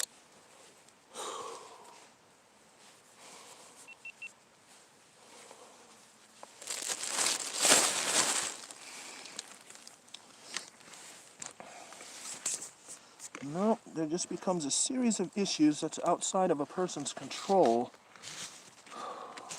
That's the problem.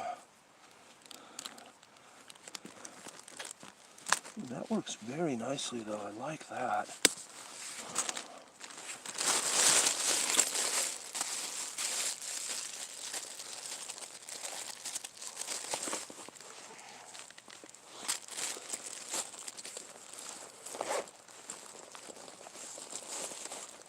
We're headed to a section I haven't explored before. And I'd like to fucking get there and not be fucking about like this.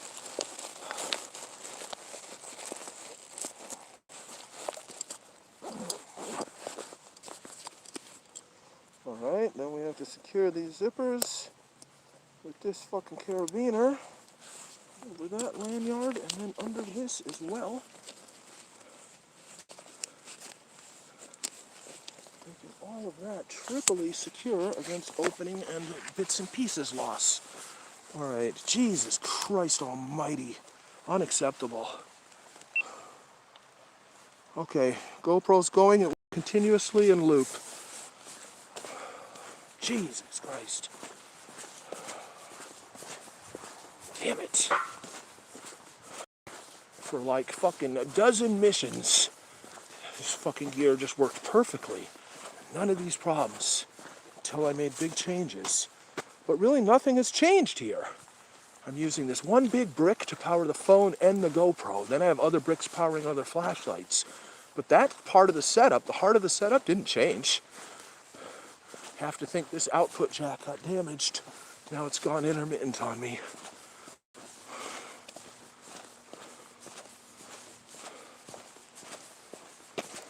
Oh, we want to clean lenses. Damn it! Fucking bastard.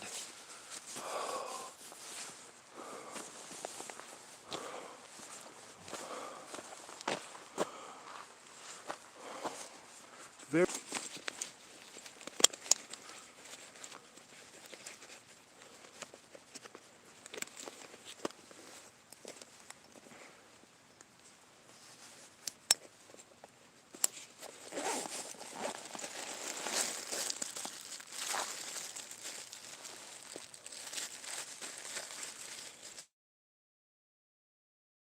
This little pack on my waist, though, I have to say it's fucking cool to be able to access shit just quickly from your waist area.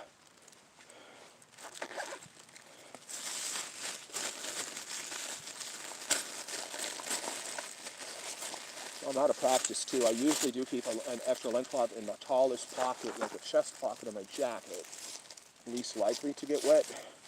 Today I had two in my pants pockets. And of course we went way up past that in the water.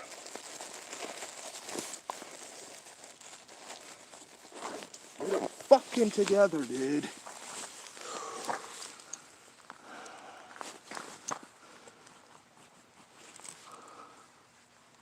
Okay.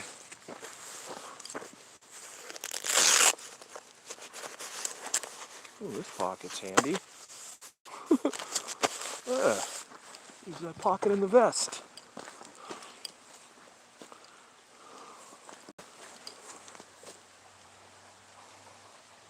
Fucking looks like Yosemite, huh? Big massive pieces of granite with ancient lichen and moss growing all over them.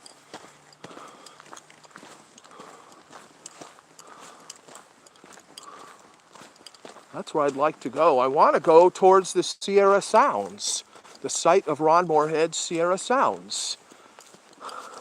That's where I'd like to go. That's the scariest of them all. That's scarier than the Patterson-Gimlin film site, really.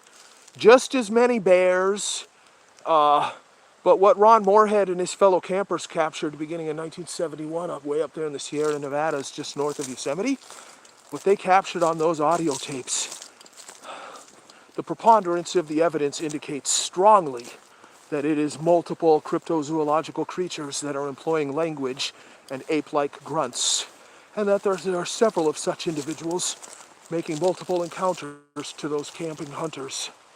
Thank God those hunters were hardcore. They had built their own structure over the years.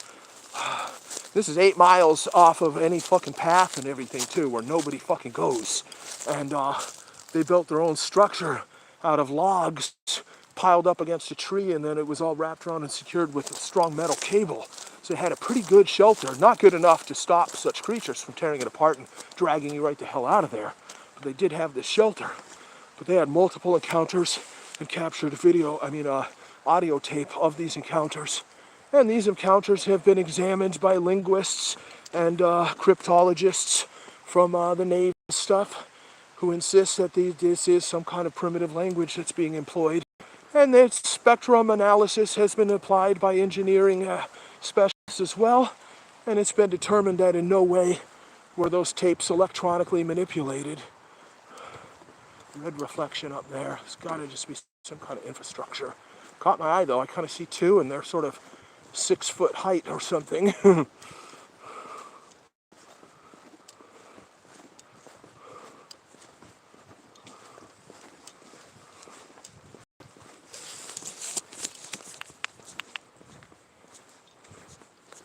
Yeah, there's another one. They're just reflectors. And that spot is hidden. No one outside of their circle knows exactly where that spot is.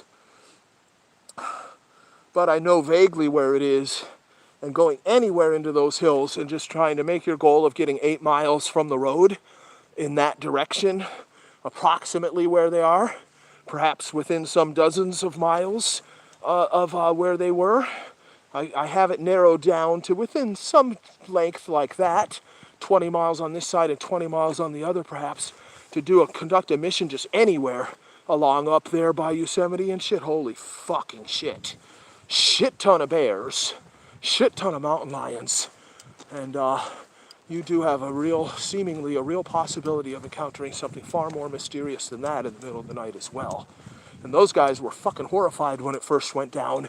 And there are a bunch of hunters all together. I think there was like 6 of them when it first went down. And they all have multiple weapons. And these are very experienced hunters. And they're all together in a shelter and they're fucking bricking it. Shitting themselves in fucking fear when it first went down.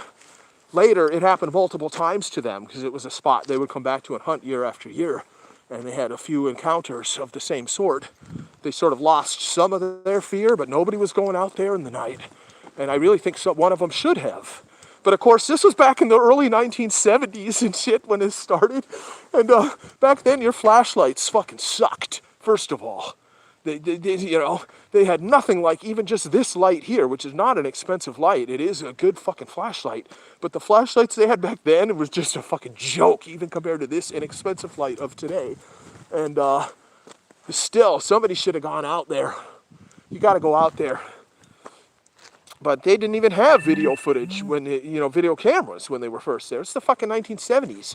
You're going to have like a 16 millimeter camera or some shit, like what Roger Patterson had.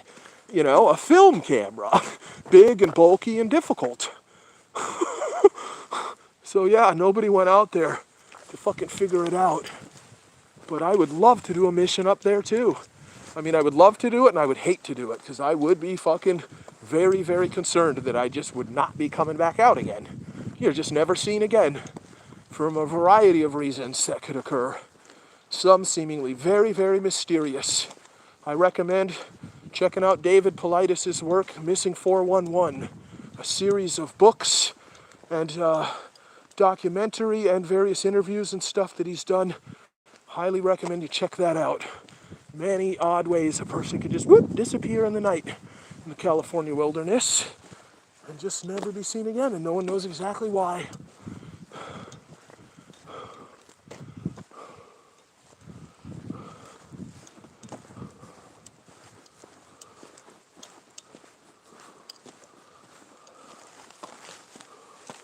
Especially up there. Santa Cruz Mountains freaks me out enough, but I do get more scared. Northern California proper, way the fuck up there by the Oregon border, and way out in the Sierras. That is much freakier than anything in the Santa Cruz Mountains to me. I love the Santa Cruz Mountains. Grew up in them, love them, know them, have a certain degree of comfort that most people would not have. You know, but a lot of that degree of comfort fucking around in the woods goes away when I'm far away in even more exotic territory. Fucking about in the middle of the night, you know. Real concerns. If you start hearing that fucking samurai chatter, ape-like gibberish chatter in the middle of the night alone, and you're hearing it on multiple signs of you in the fucking mountains somewhere, I mean, come on, bro. That's a fear control mission. Doesn't get any better than that.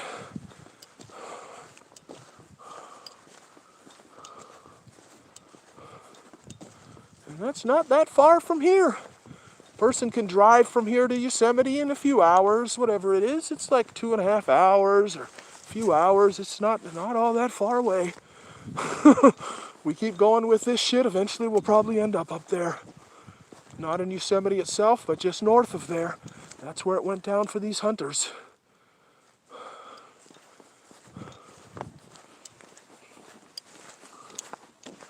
Now this is so weird, dude. I've never understood where this tributary just disappears to. I mean, I should go down in there. Should we just keep going up here? I kind of don't think we should. I mean, I know where this creek is way up there, but I don't really want to go way up there.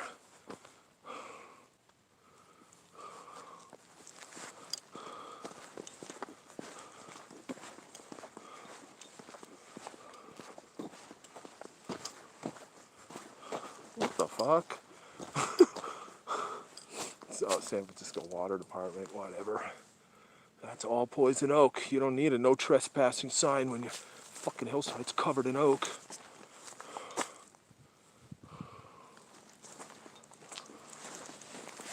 Whoa, and let's use this fucking strap too. Fucking hell. Please use the fucking strap. Fucking up my guitar playing hands carrying this damn rig all fucking night. Tonight's gonna be a shorter night. That last lion quest was long.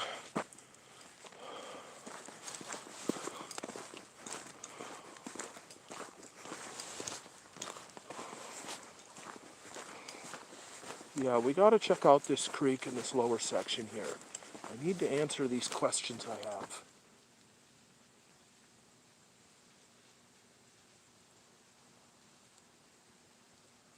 I hear it there.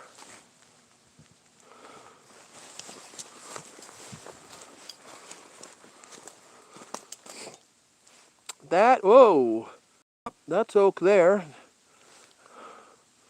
Let's keep going down.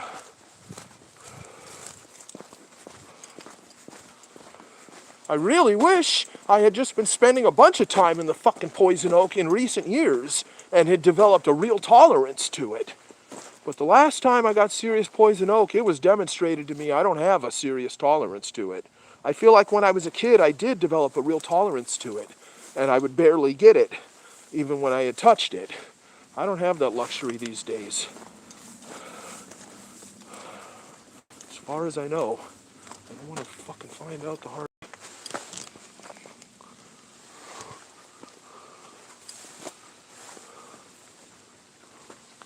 Fuck yeah, we're going down here.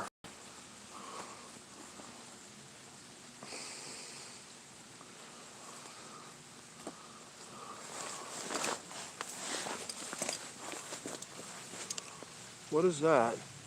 Is that dung? What is that dark thing? No. Great fucking hiding spot back here. That is poison oak there. Dude, I really want to get down into this creek though. That's poison oak right fucking there and right there. Damn it. Let's find another section.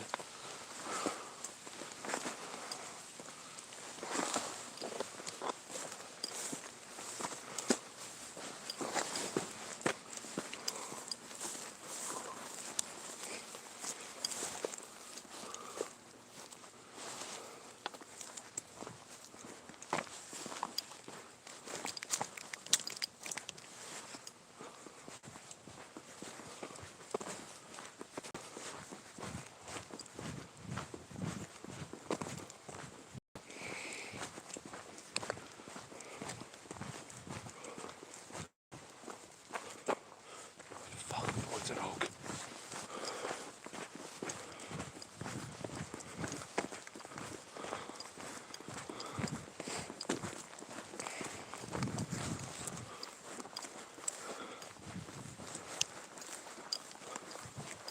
Yeah, these are great hiding spots behind this infrastructure for the water department. And then you got all these rocks and stuff here. The perfect spot for a creature to hide from an approaching car. Absolutely fucking perfect. Oh, that's all poison oak all the way down. The creek is way down there still.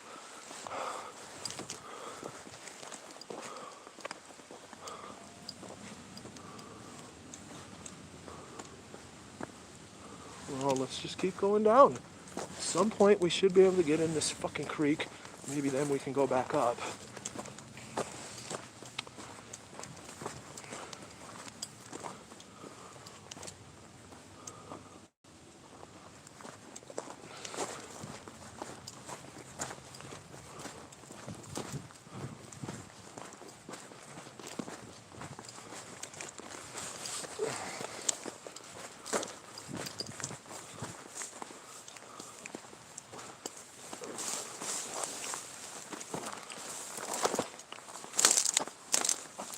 Poison oak, some of it's red right there too.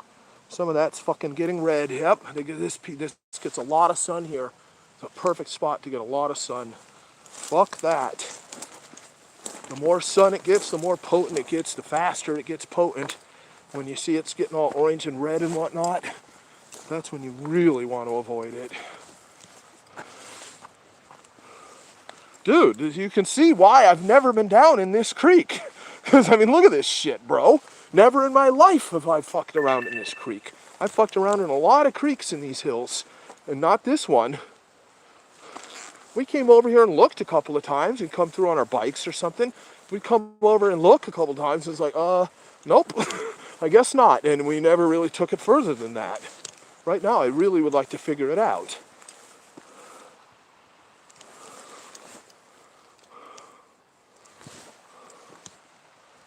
What's that? No. It's nothing. No. Jesus. I'm going all the way down to the bottom. Holly.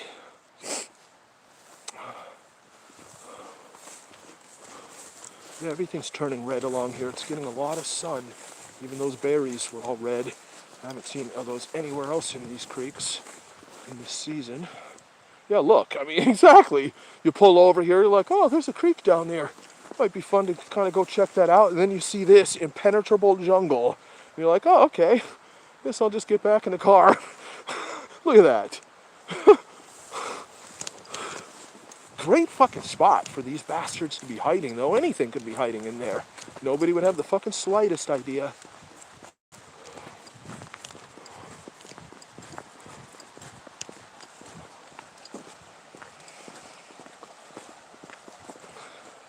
Here, this puts you closer to the creek, but still got all that impenetrable bush to go through there. And I'm not doing it.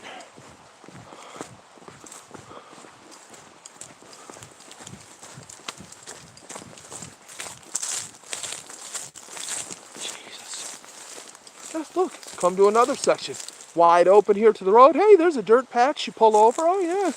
Nice creek. If you could fucking see it. Can't even see it, let alone get to it.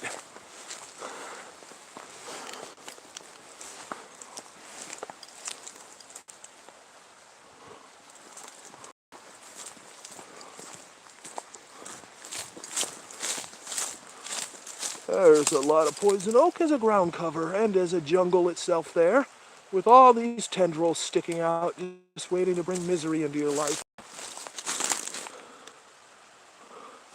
Jesus, this is crazy. This goes up in elevation that quickly? Why is the fucking creek still way the fuck down there?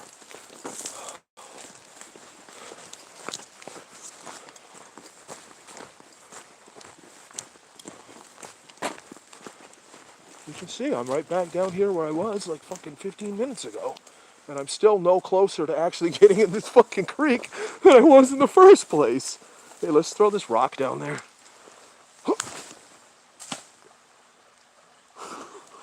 Still didn't even hear water. Nothing's up here checking me out. I have no eye shine at all.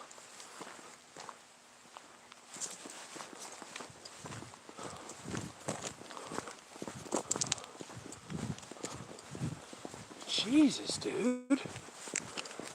I thought this was the time, surely, I would find easy access from this main road. Just boop right down in here. It hasn't been that easy at all. We're fucking figuring it out. I've been down here before. This is where we washed up. Let's just find the tributary from here.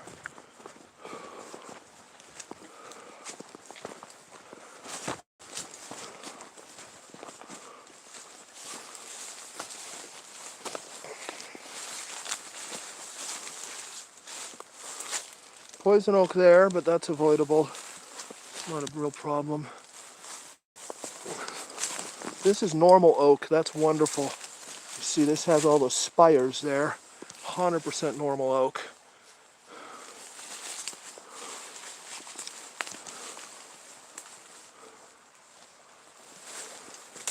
Okay, you asshole. I'm not gonna, but see, dude, it's like still impenetrable. Here's the little bit of it.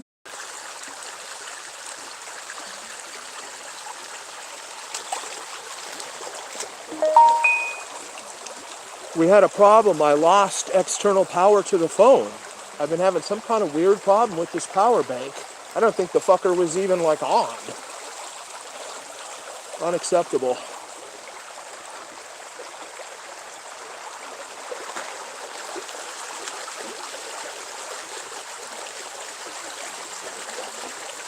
Really weird sounds from this gurgling brook right here, this creek.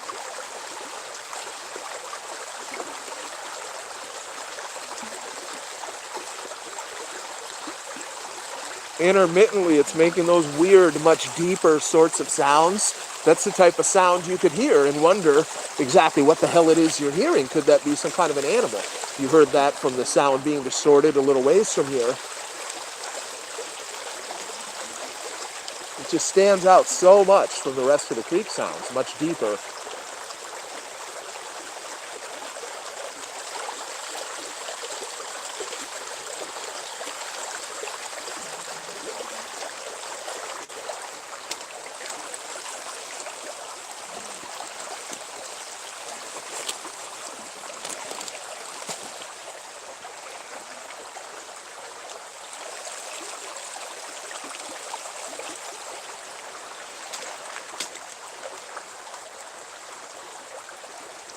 Fuck it, let's keep going.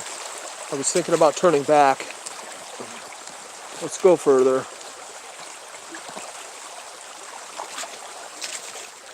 I'm still not sure if I'm on the tributary or not either. You know, I'm really fucking not, dude. I kind of think I am, and I kind of think, hey, I'm not. Then I've got this crap, which is probably for counting fish. There's another one of these south of here, quite some ways, several miles, and that one I'm always afraid I'm going to get fucking electrocuted because of it.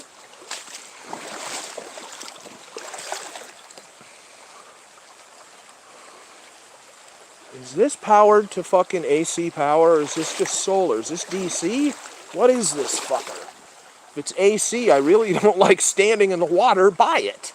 I don't trust their wiring or whatever the fuck they've got going on here. Thinking it's solar. I don't see what this is attached to, though. I don't see cables going up to a solar panel in the tree. I don't know what the hell's going on. Whatever. Questions, questions, questions, questions. Whoa, we're going up there. Yeah, see, like, what the fuck's powering this fucker? Whatever, dude. Are we going up here? Holy shit, let's follow this deer trail. That looks spooky as fuck up there, huh? How about that?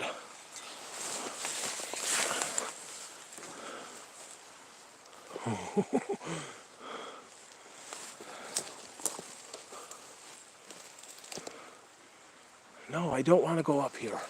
No, I don't. I want to go down this way. I want to stay in this fucking creek and figure it out once and for all. Fucking years and years of not knowing.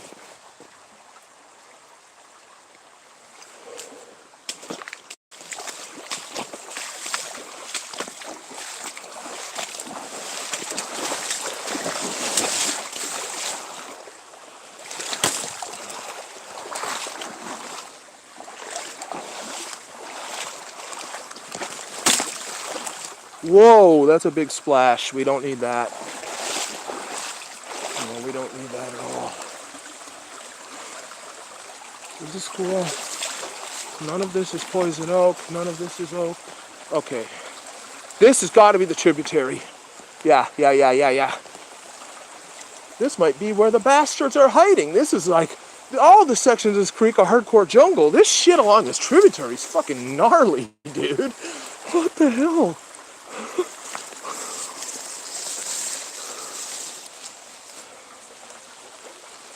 Yeah, this is it. This is it. Absolutely, this is the crazy type of shit that can happen. You can get lost thinking, oh, I'll just follow this creek. How can I possibly get lost if I follow a creek? You know, well, guess what? You fucking can, dude. 'Cause one creek can turn into two, and if you don't notice that and really know what the fuck you're doing, that's where the problem can start. What's that? Reflection? Is that just beer can? That's just a fucking beer can. Yeah, 1 and 2. 2 is looking really scrawny here too. What the fuck, man?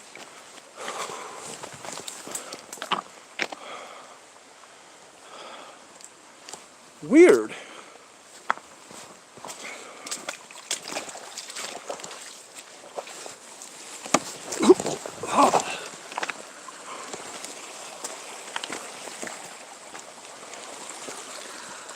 Seriously, dude? I don't know what the fuck's going on, bro. This is nuts. I'm falling victim to the tributary deception right in my own local area. I mean, what the fuck, bro? Fucking hell. Oh my god. Seriously? This is so weird.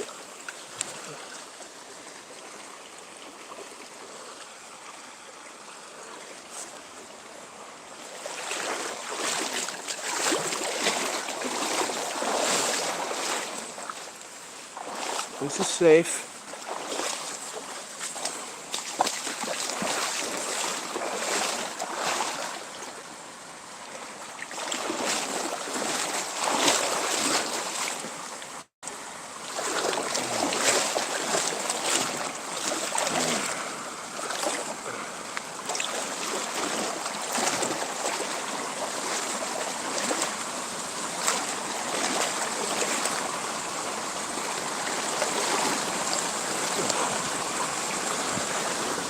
I've got to be on the main creek. This is not the tributary. What the fuck is this? Oh, look at that gnarly spider. I've almost put my hand right in that huge web. I saw the fucker out of my peripherals moving. Holy shit, my hand was like 1 inch away from him.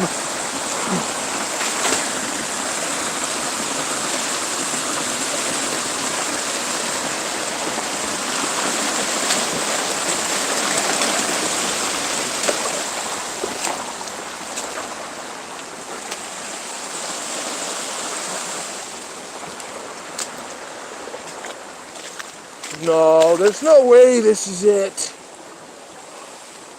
Oh, more weird low gurgles from the creek too. Fucking hell. Dude, I don't understand it. I know I'm not in the tributary. Fuck this, bro.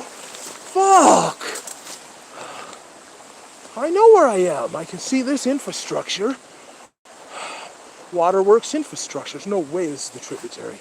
Let's go find out. There's Poison Oak. Here is a little as well.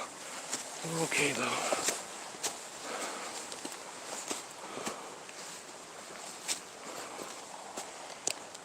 Wait. Where the fuck am I?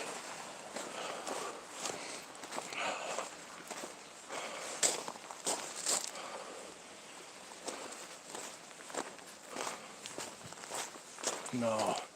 That's not the tributary, man. Fucking hell. Fucking madness. Weird, so it really is a fucking mystery, this tributary. I've never really tried to figure it out. Fucking hell. Even when I try, I can't fucking quite figure it out. Weird. I'm not willing to keep going this way. I know I'm going the wrong way. Weird, weird, weird.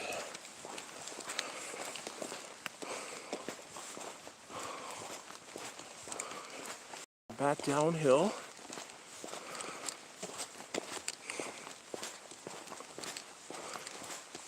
Weird. God, that is fucking weird.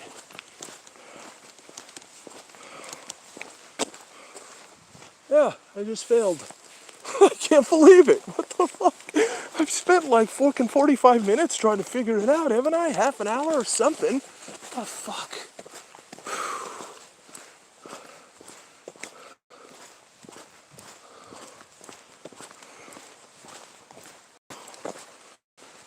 Shit. What's going on in the chat? You guys are being more useful than I am. No eye shine at all tonight. No deer, no raccoon, no coyote, no opossum, no dead fucking field mice, no dead rat, no bobcat. Sweet fuck all. No mysterious, crazy fucking Sasquatch smells. Nothing unusual really at all. One large bird overflew me. Seems strangely large, probably just an owl. The police encounter was the best part of the night. Just a friendly, consensual little chat, you know? The boys in blue here.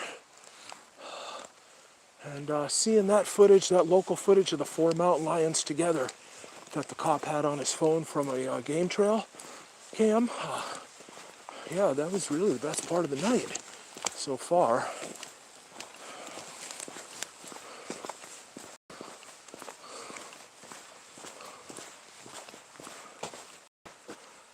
Weird. No, I'm not looking for this fucking tributary again tonight, dude. I've just given up on it. I've just given up on it. Fuck off. Fuck right off.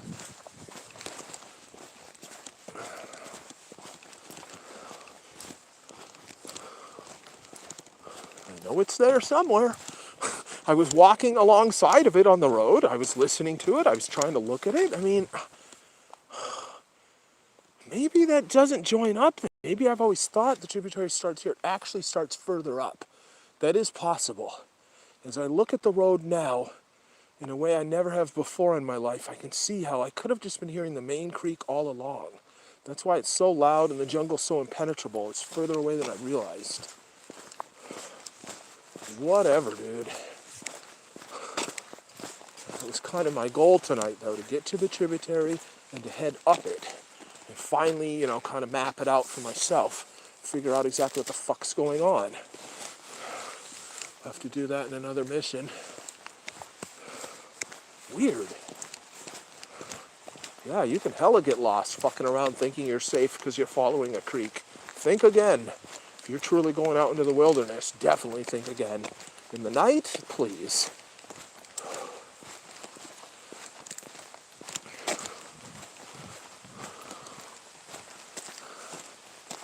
That's interesting. You can see even this gate with what is presumably some kind of fire road. This hasn't been used in a while. Not this season, that's for sure. All this stuff's just growing.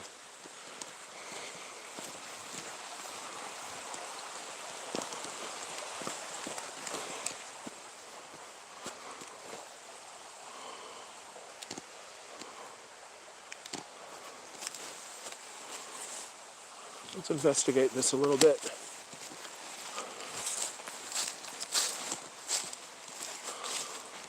Here's the missing 411 trap door right here. Uh-huh. You get conked over the head. Your hunting buddies hear a sound of a trap door shut and then they can't find you. Unfortunately, that's a possibility I've had to consider that I've never considered before. You know, we call them cavemen for a reason. So we have to consider that perhaps their usage of caves and underground passages is very sophisticated. Perhaps they use their great brutish strength to close off small cave entrances with very large rocks that to us walking by seems like there's no cave entrance there whatsoever, but in fact there is. If you go deep enough into the reports on this subject, you'll find a couple of reports that indicate that sort of activity might very well be taking place.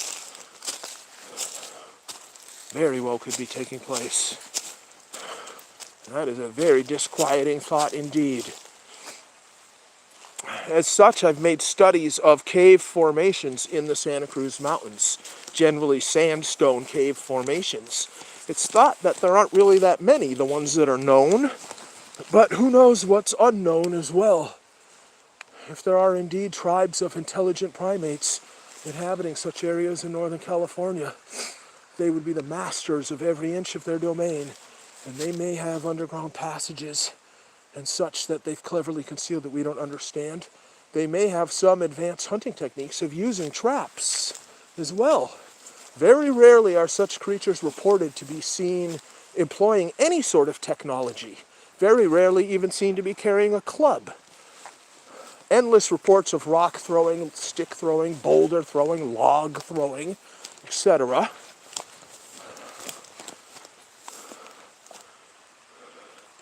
But it seems to me if they live up to the caveman moniker, they may be employing underground passages and caves and such in ways that would very, very much surprise modern man to discover. I'm afraid that could be the case. So that's comforting as well.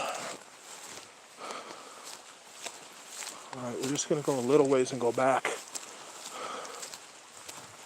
Never been up here before. Let's just take a quick look around. Some kind of structure over there. Let's go back.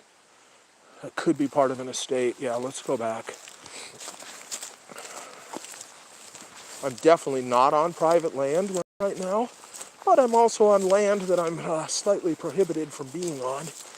Well, let's just head on back since we saw a structure. That way we won't walk into a trap door as well.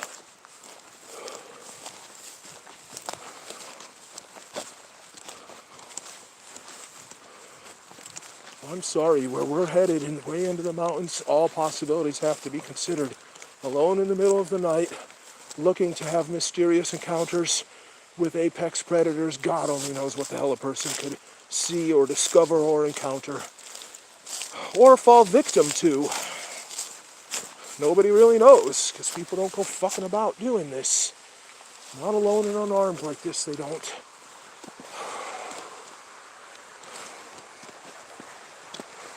Good. Now I have a little bit of a map as to what goes on up there, up this little fire road. At least I was able to map out a small section. I can envision it. Now my curiosity isn't begging me to go up there anymore.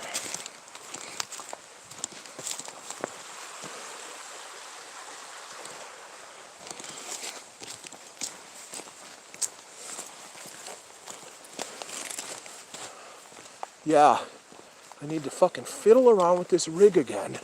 Understand why the fuck GoPro wasn't getting powered, and then why the phone ended up not being powered. I haven't had these problems before until I made the big change to this rig.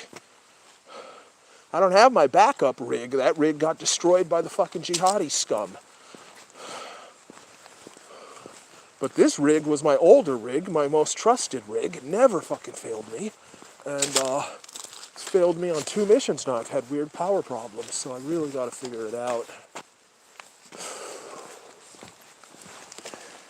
GoPro is recording continuously. Anything happens, we are ready now.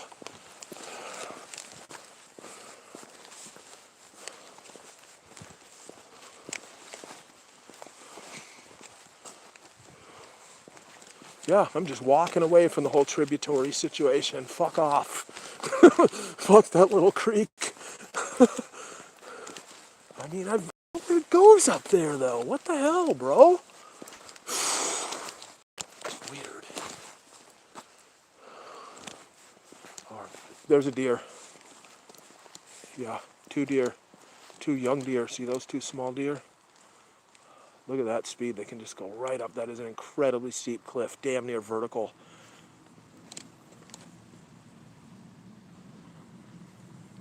You guys hear that low roar sound?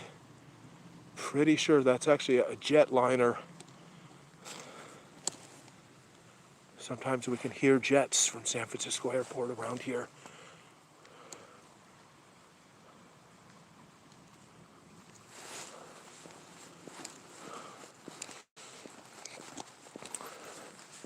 A certain illustrious address that I used to spend a lot of time at. 3333 Ralston. We had a view of the airport from that place. Yeah, that's right. 3333 Ralston. That's an address a person could look up. Might be surprised by what they find. This is where those deer went up, guys. Do you see how fucking steep this shit is, dude? Look at this. Remember I said it's basically vertical or almost vertical? Look, bro. I think they went up like right here. As you can see, this is not vertical, but it's incredibly steep. And those deer went up that very quickly, and I'm sure they could have gone up almost twice that fast if their lives depended on it. Look at that.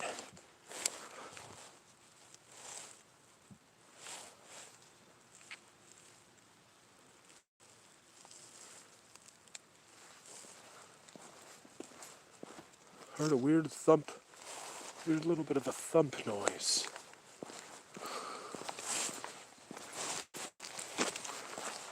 Deer came from over here. Let's check it out.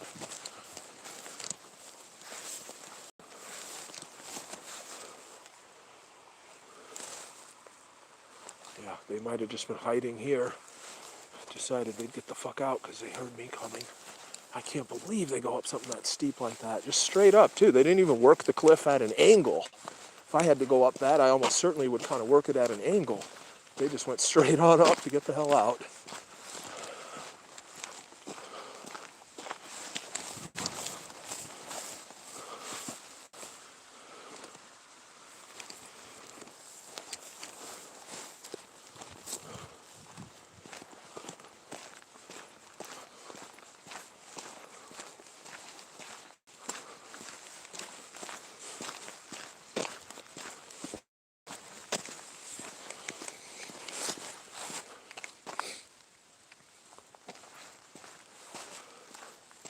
All poison oak jungle surrounding these boulders.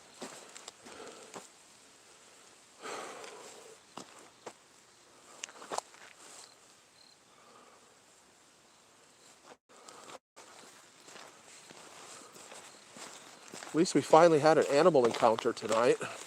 Barely saw any eye shine from them too. At that sideways angle, they were at a 90-degree angle from me. Barely saw any eye shine, so that's sort of interesting. At some angles, you can't really count on seeing it. Perhaps some of these predators are aware of that, and they work angles. Kind of like our special forces are taught not to look directly at the enemy if you're trying to conceal yourself from the enemy. Usually that's more for parapsychological purposes, for psychic purposes, because we can tell when someone is looking at us with intent oftentimes. Perhaps these animals have some sort of understanding of these things too, and they work angles. When they're really in evasion mode, they won't look directly at something, they'll look out of the side of their eyes, thereby being even more fucking stealthy. You really have to wonder. Definitely if you're thinking about mysterious primates, creatures that have a high degree of intelligence, you really do have to wonder how great of a woodsman they really are, what sort of tricks they have up their sleeve. Tricks learned over endless millennia of living in the fucking woods, never acquiring the comforts of civilization that we enjoy that has softened us up as a race. Softened us up so much that now we're led by SJWs. The most pudgy and useless, whiny crybabies amongst us now lead our policy and destroy our social cohesion in the process. Sasquatch for president. Sasquatch for Congress. Elect Patty Gimlin. Vote now.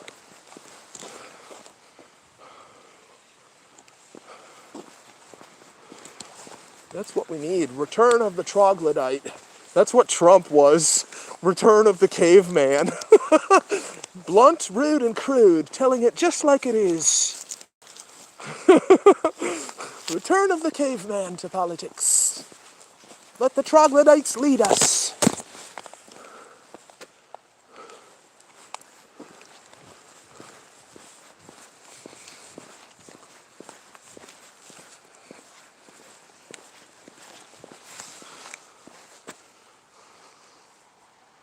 Troglodytes for president. Vote Trog. Yeah, instead of vote Trump, vote Trog.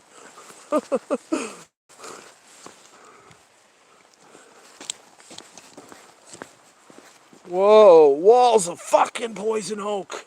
I kind of would like to go down there too, but I'm not. I mean, look at this, dude. Jeez, it's just a jungle. That'll change your life if you go plowing through there not knowing what you're doing. Fuck that, I'm not going down under this fucking bridge. Fuck off.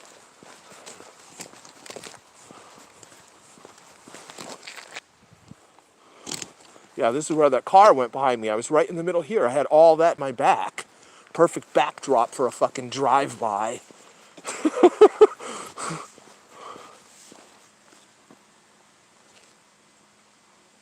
Weird mechanical noise down here. Signs of construction.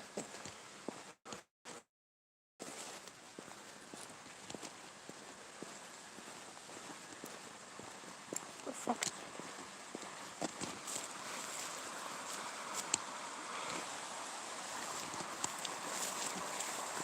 Whoa.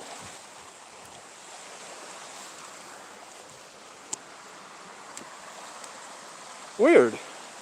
They testing out a little turbine using hydroelectric power or something? That's what it sounds like. Am I just tripping out on weird creek noises?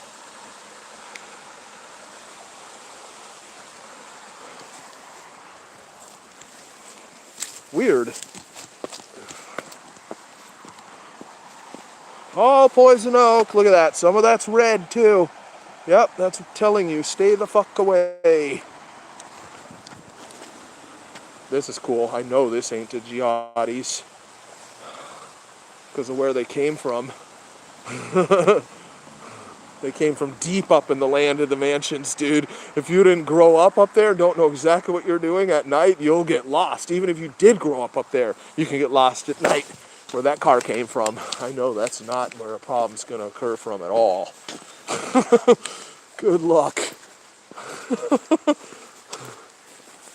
You think navigating the bazaars of Baghdad or the passages of Palestine are difficult and a person can be lost in those back alleys? Try driving around in the land of the endless mansions at night up there. Good luck, bro.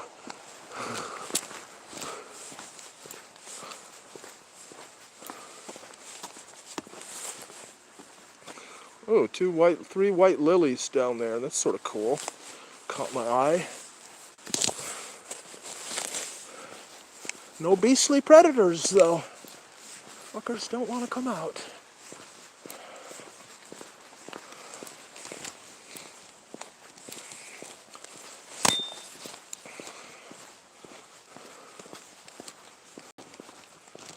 Let's just hope this damn trial starts tomorrow like it's fucking supposed to. Jesus, it's so irritating, bro. Shit's been dragging on for months and months. Those months haven't been wasted because our little jihadi friend has been held behind bars this whole fucking time, where he will be held for years to come, doing state time and federal time, finishing out his fucking parole, the bastard. But I would like to get my part of it done for now and get freed up so I'm not under subpoena. I got another subpoena a couple of days ago, and I'm back waiting to testify. So let's fucking hope that this court case got a courtroom and is proceeding forward beginning tomorrow like it's goddamn supposed to, so we can get this wrapped up in the next couple of weeks. Really been inhibiting constantly being under subpoena and not wanting to get myself fucking killed before I can testify and get this fuckers some state prison time, you know? Really been inhibiting. Like my last Trump stream, I went out around town with a Trump hat at night on a Friday night, and we had some fun though, didn't we? We had that guy threaten Trump with his Beretta and his Glock, as this idiot said. Some Mexican dude getting into his Mustang, and but I was really inhibited in some of these incidences with a couple belligerents, you know. It's not fun operating like that when you gotta keep things extra cool. I want to just be guided by my own judgment, restrained by my own judgment, and that's it. When you have other external parties, other external concerns on top of your normal judgments, it's just like it's kind of a mess. Kind of a fucking mess. Should have started screaming "Free Derek Chauvin" at that guy that was getting on my case about Trump. One particular guy, a moron that couldn't say anything except for repeat the same derogatory bullshit again and again. I should have gone off on that fucker. No, but I had to swallow my tongue and walk away because I got all these other concerns in the back of my mind.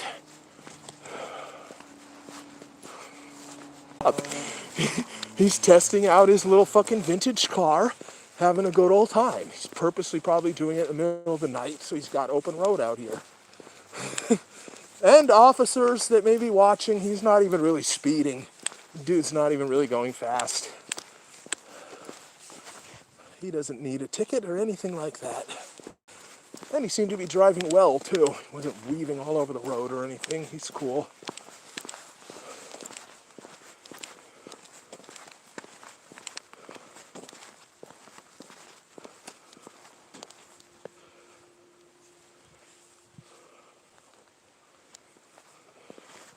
Really pretty foggy out here too. My lights seem to be operating at like half the amount of brightness they should. It's really not projecting very much at all. Typically foggy. It's always like slightly foggy at night around here. It's been a long time since we've done one of these line quests in heavy fog though. We had one in pretty heavy fog. One of my first ones! Holy shit, when we went up to fucking Elon's in the middle of the night. That was hella foggy. That was spooky. Yep. Yeah, that was fucking spooky, dude. Happy to report we're never going up there again. Now that he sold it too, there's really, the allure is lost.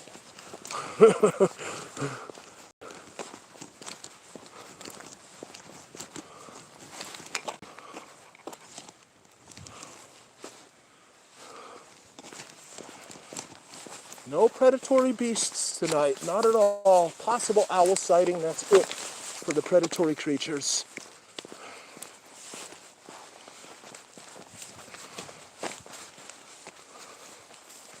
Impenetrable jungle.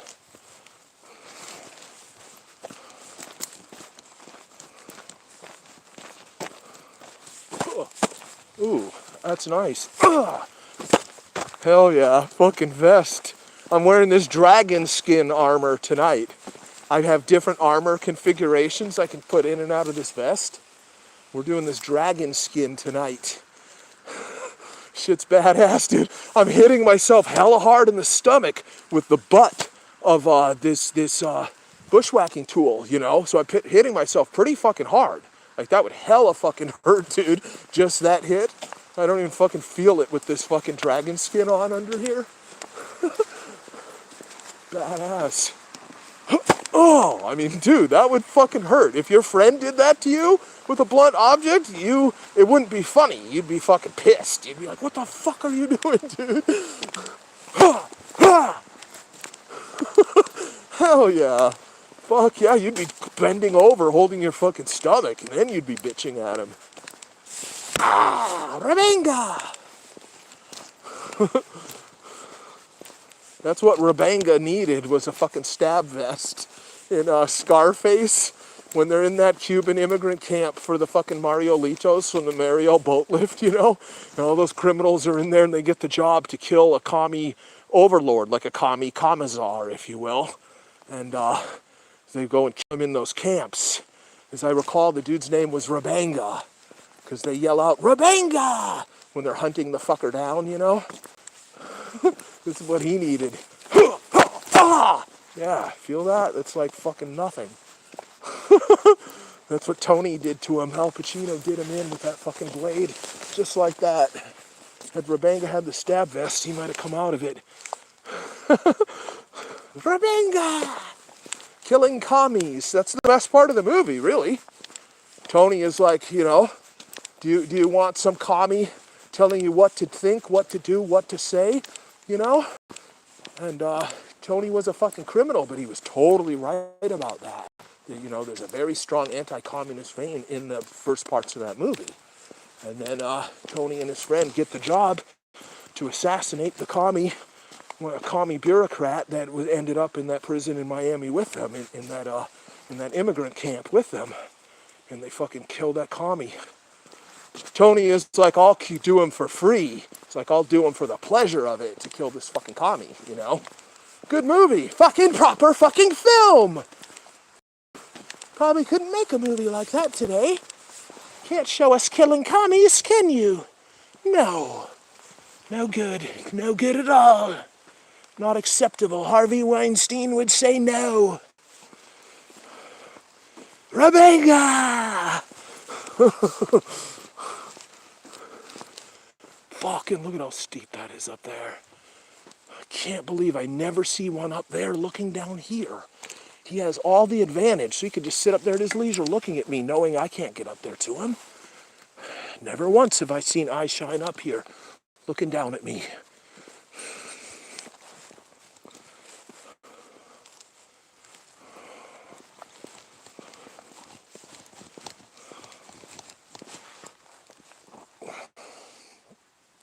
There's the Scarface Palace up there in the sky. Fucking huge estate up there, those lights. That's some Tony Montana money right there. I shall buy the $50 million estate and pay in cash. And we won't bother to count the money either. We're just going to weigh it. We're just going to weigh it and drag the duffel bags into, and you can count it if you would like. And if there's an extra 700,000 in there because our measuring was a little imprecise, that's fine. The realtor can just keep that as a tip. We don't care.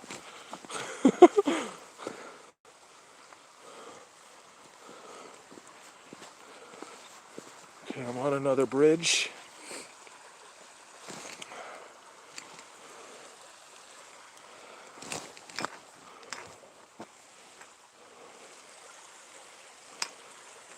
Next time I gotta come up here with that can of spray paint somebody donated. There's a couple spots with graffiti and it must be taken care of. One can won't be enough, but we should use it since somebody donated it for that purpose a long time ago, like way before the jihadis and all this shit, dude. Channel has had a lot of disruption. Or we take that can and we go to MS-13 Bridge, pay those fuckers a visit.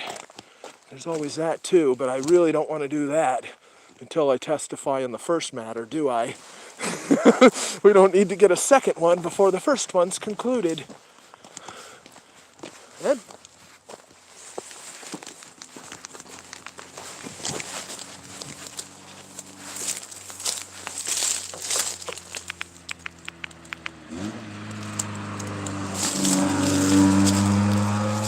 It's that dude with that same car.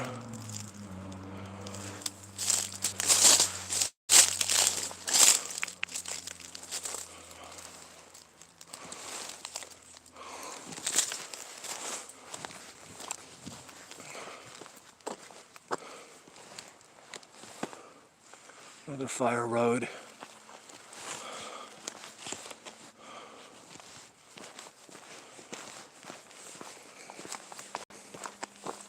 He's gonna come back again too. We know his fucking route now. Let's just put this on.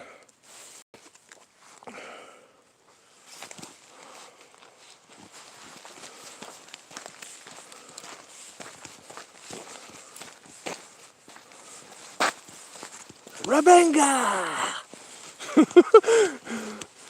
They're hunting him down during the fucking riot. Then pops up, fucking goes to work on him. Poor Rabenga. He looked like a harmless bureaucrat, but apparently he had signed work orders sending up people off to fucking gulags to be worked to death or something like that. The other guys, they fucking hated this commie bastard for some reason. Yeah, I think he had had somebody tortured to death or something like that, and that's what the beef was. Somebody knew he was in there and paid Tony and his other immigrant buddy to go ahead and take care of the problem.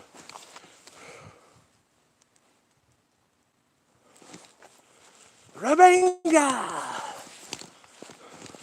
It feels good to yell Rabenga with a big bushwhacking tool in your hands. That's why I keep saying it, because it fucking feels right. He's coming again. It's a practice evasion.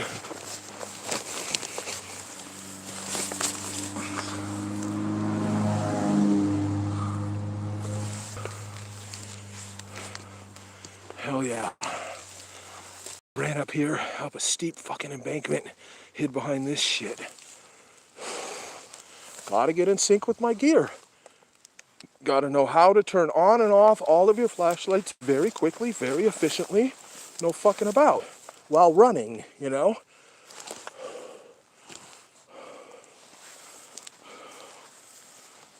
Whoa, let's go slower down than we went up, shall we?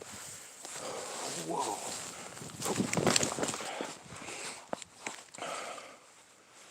Fucking Rabenga.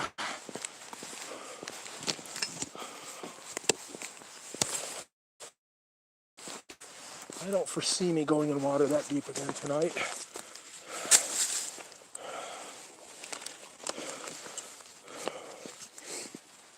Seriously, dude. Gotta be fucking ready at all times, be in sync with my equipment, be in sync with my new bits and pieces of equipment, be ready to act appropriately under the situation that could be a crisis.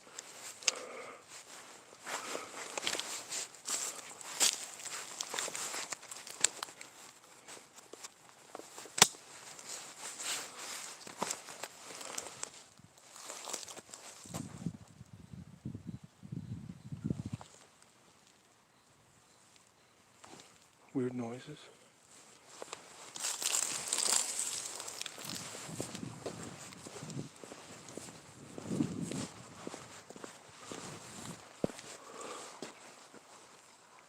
Could have just been the creek.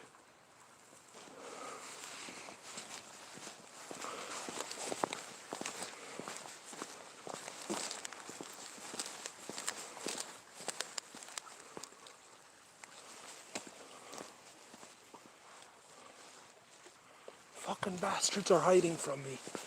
I know the fuckers have seen me repeatedly during these missions. I know they have. They're fucking hiding from me.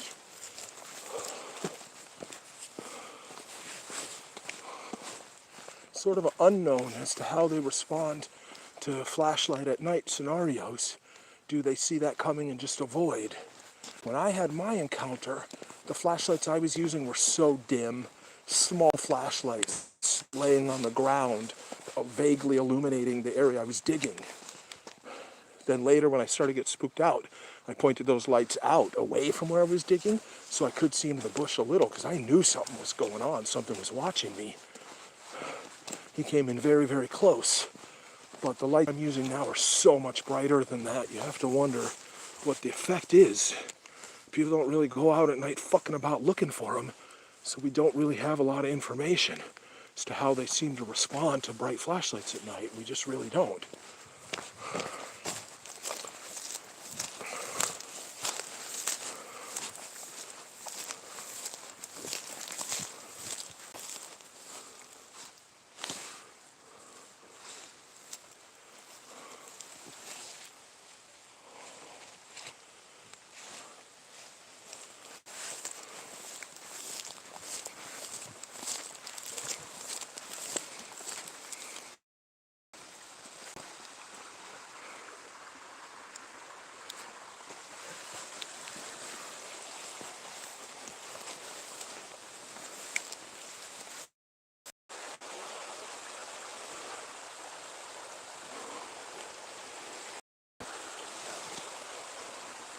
Bastards aren't here. Let's go back towards the road. Fucking vertical drop right here. Down there.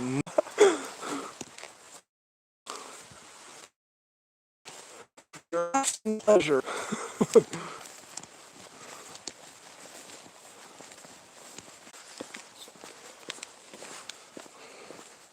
Yeah, that's weird. Just because you're away from this face. I really think you are better off in the creek. I came up, I was in this creek. I feel like, I don't know where I was when I lost signal though. God damn it, dude. Yep, and even when Elon gets Starlink fully up and running, there's no mobile application for Starlink.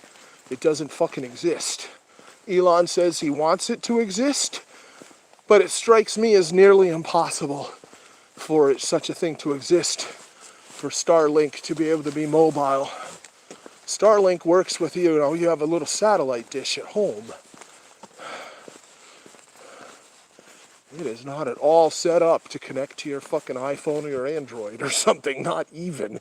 And it seems to me that's a long ways off.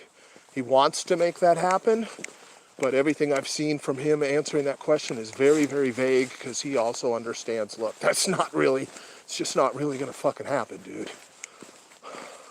The only way that could happen is for the satellites to be beaming microwave energy down to Earth at a much more powerful level. You know, you need that back and forth of microwave energy.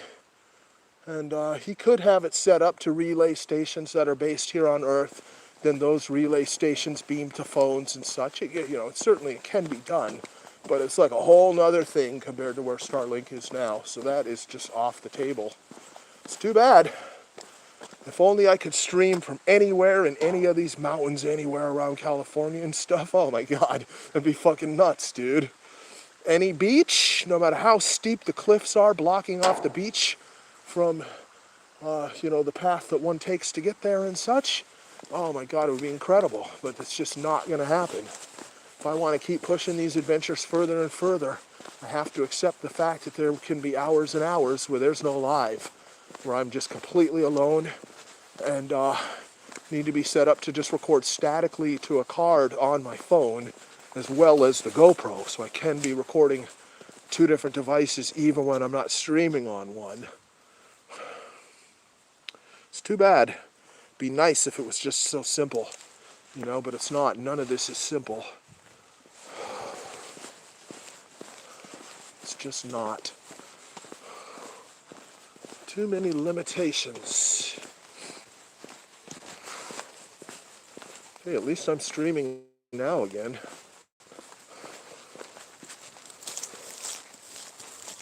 Oh, there's a culvert. Yeah, I think I know where I am.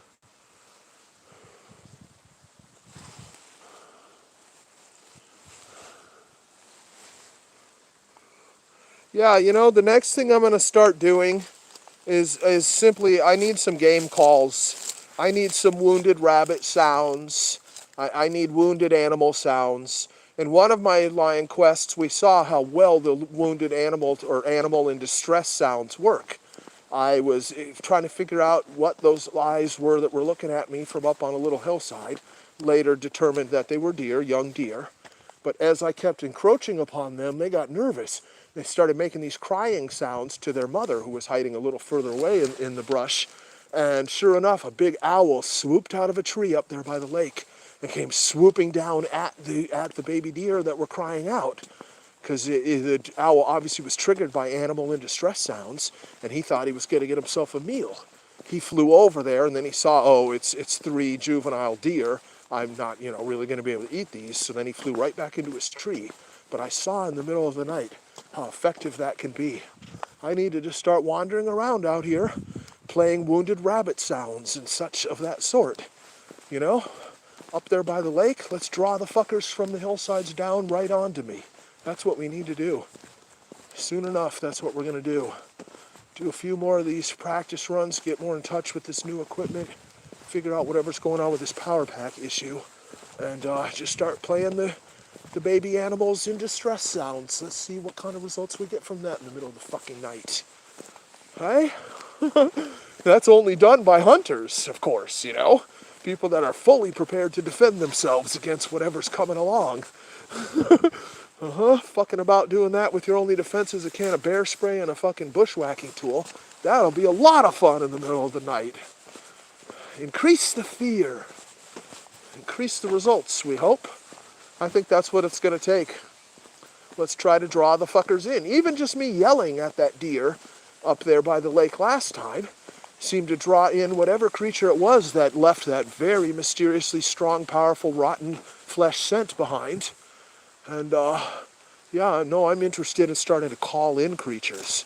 I might do that same type of yelling in some of these spots further up in the mountains and by that lake, too. I'd like to draw in whatever it was that made that very strange smell. Sure would be nice if we could figure it out.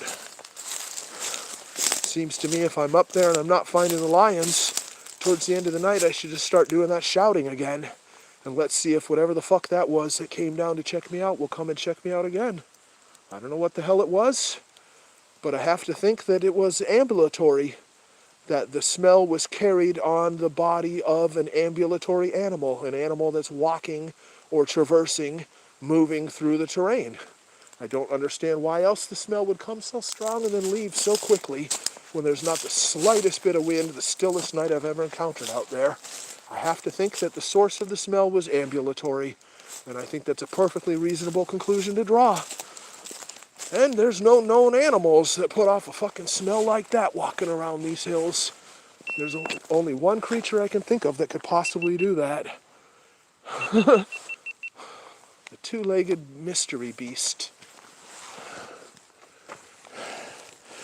That GoPro battery just died. I do have one more. How far? Where the fuck am I? Fuck, let's use it. I might as well use it. Still possible something crazy is going to happen.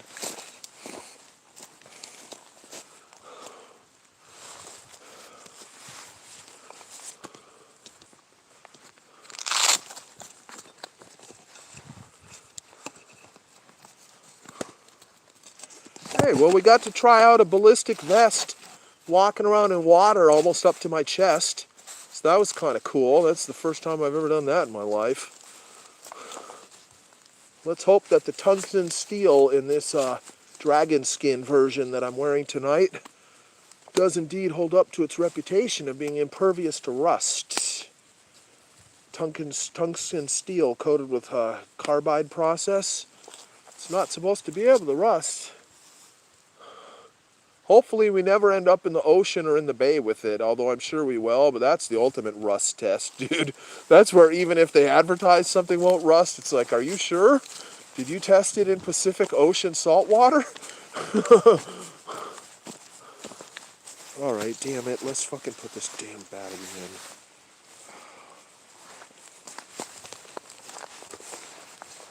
really don't want to bother, but if something crazy happens, I'm going to regret it. Pissed off I even have to do this. Jesus.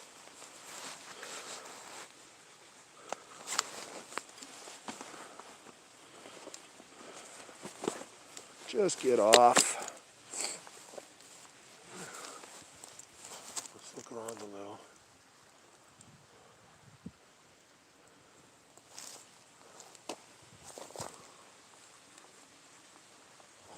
That stump over there, fucking hella. What's that?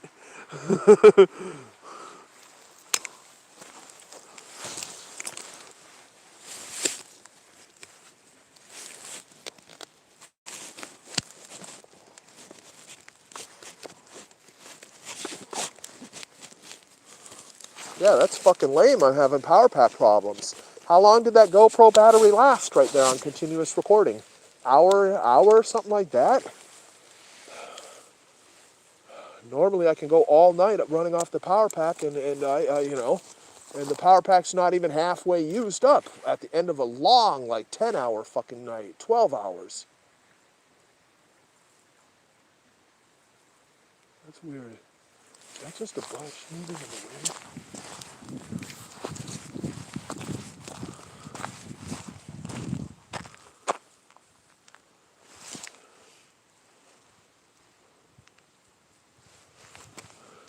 Kind of saw a shadow move between me and those reflectors. But it could be vegetation just moving in the wind.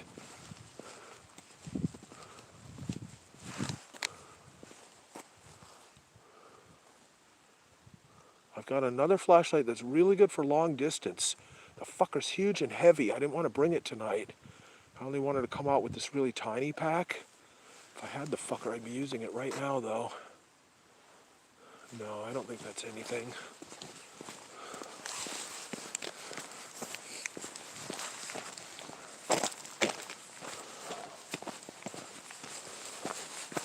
All right.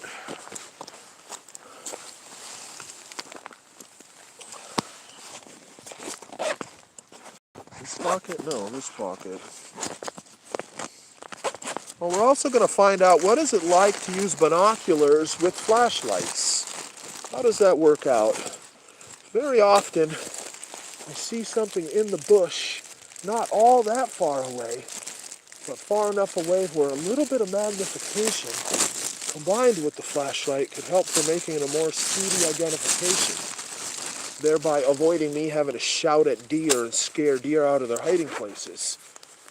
It'd be nice if I could identify those creatures more quickly with less disruption. So there is that. Got a pair of binoculars I'm keeping with me. They're in this small pack. Haven't needed them tonight, but that's something new I'm thinking about.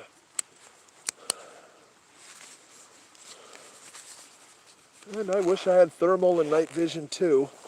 But the problem with those is I can't record through those.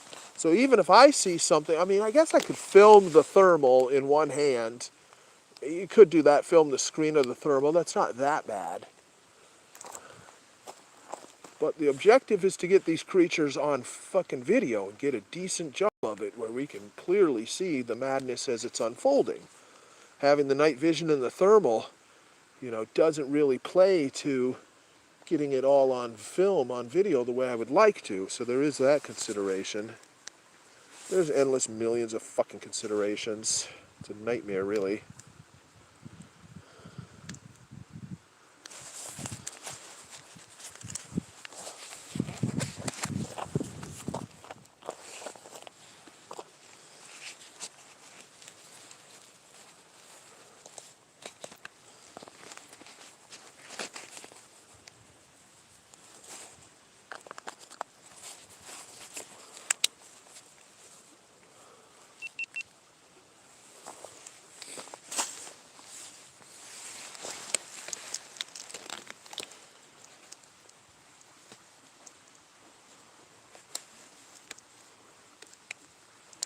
Oh, that's interesting. That could be why. Because I was using this VHB tape to sort of waterproof the other input. And I wonder if it's shifted. Was not really allowing this cable to go in the other input properly. Yeah, I really am wondering about that. So much so that I'm removing it, putting it in my pocket. Yeah, wait a minute. That might be the whole fucking issue right there.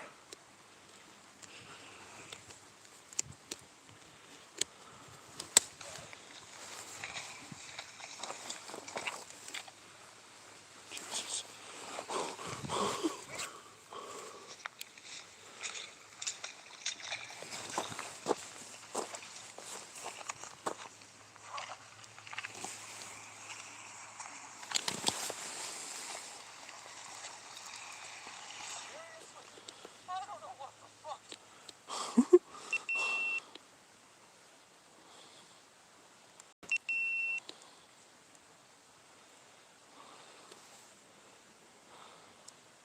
I'm on looping. Let's fucking go.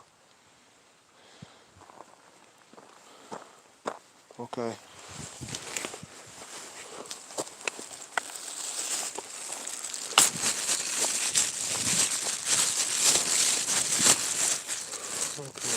Okay.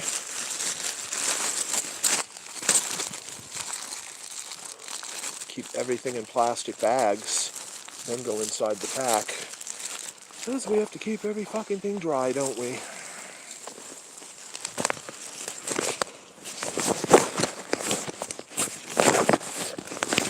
Do, do, do, do, do.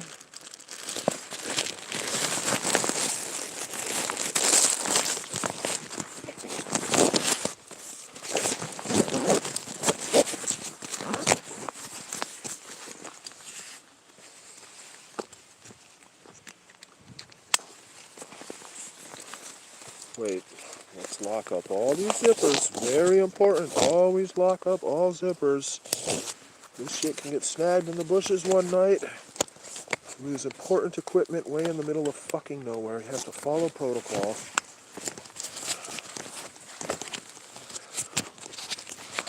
Triple secured. Very good.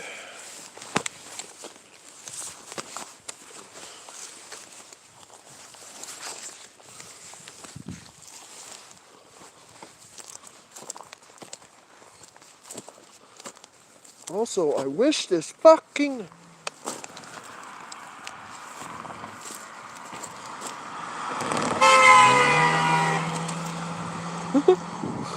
That's the type of shit I'm talking about. People coming out here revving their fucking cars. I knew he wasn't a fucking adversary because he was going so goddamn fast. He fit exactly the pattern. Wasn't worried about him being a stream sniper, was I?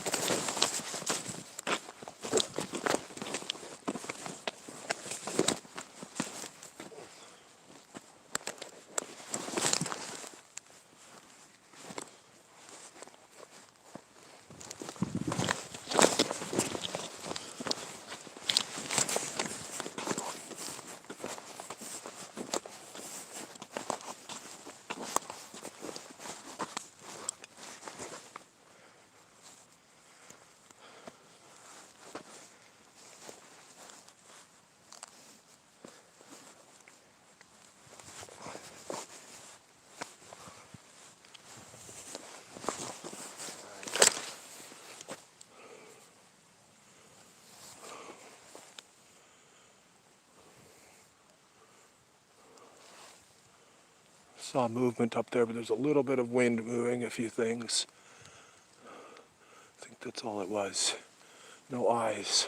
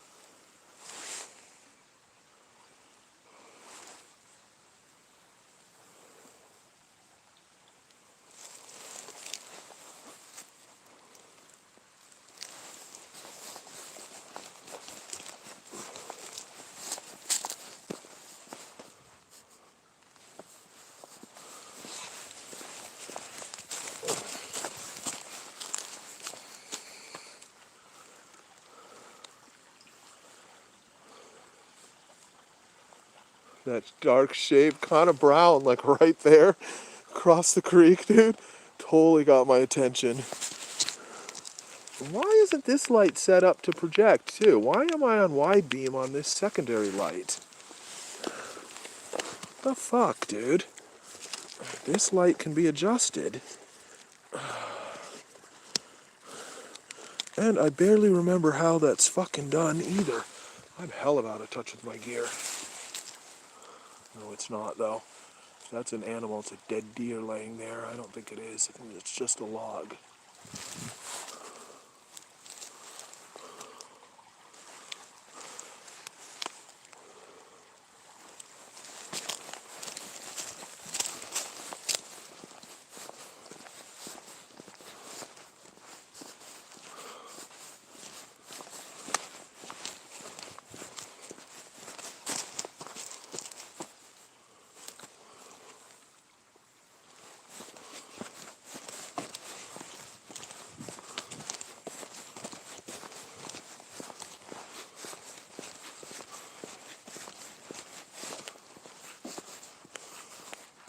Somebody's lovely home there.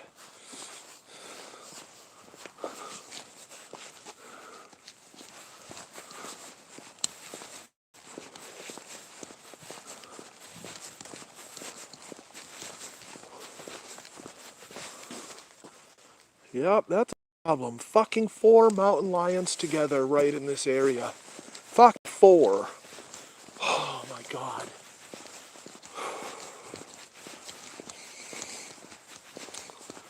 Yep, and I have seen one piece of video of a mama and a juvenile mountain lion hunting together. Yep.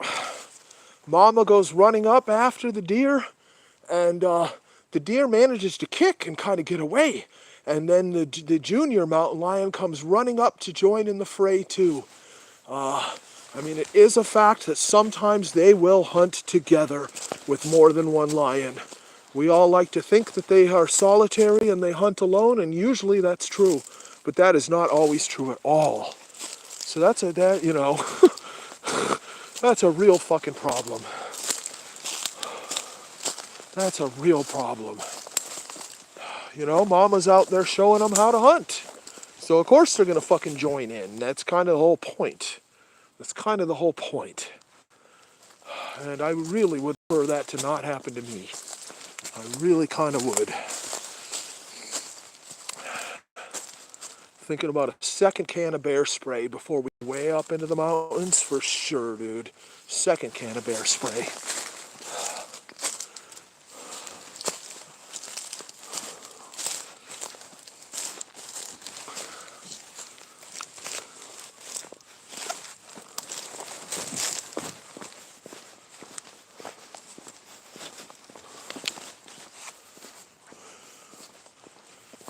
Coming out of the wilds.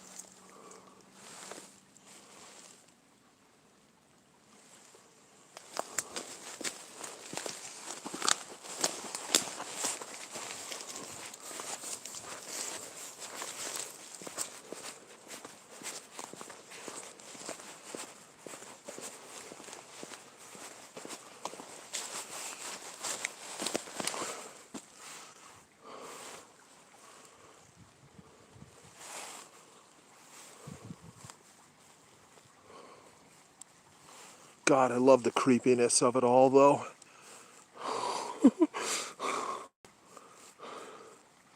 It's gonna get so creepy. My first mission deep into the mountains is gonna be so fucking creepy, dude. I can't believe I'm gonna be up there all night. I can barely fucking believe it, dude. Those are the type of spots where if you're hiking up there and you're planning on it a day hike and you're supposed to be out of there and you realize, hey, it's kind of starting to get dark and I still sort of have a ways to go. Even if you're with a friend or something, yeah, you start to get kind of nervous, dude. It is fucking hardcore spooky out there. Oh, shit. And you never quite know when the fog is going to roll in hardcore, especially over there on the coastal side of the mountains, you know? And that can get so freaky, dude. If you are caught up there in deep, heavy fog, I mean, it's just literally right out of a fucking proper horror movie. This is fucking Hound of the Baskervilles for real.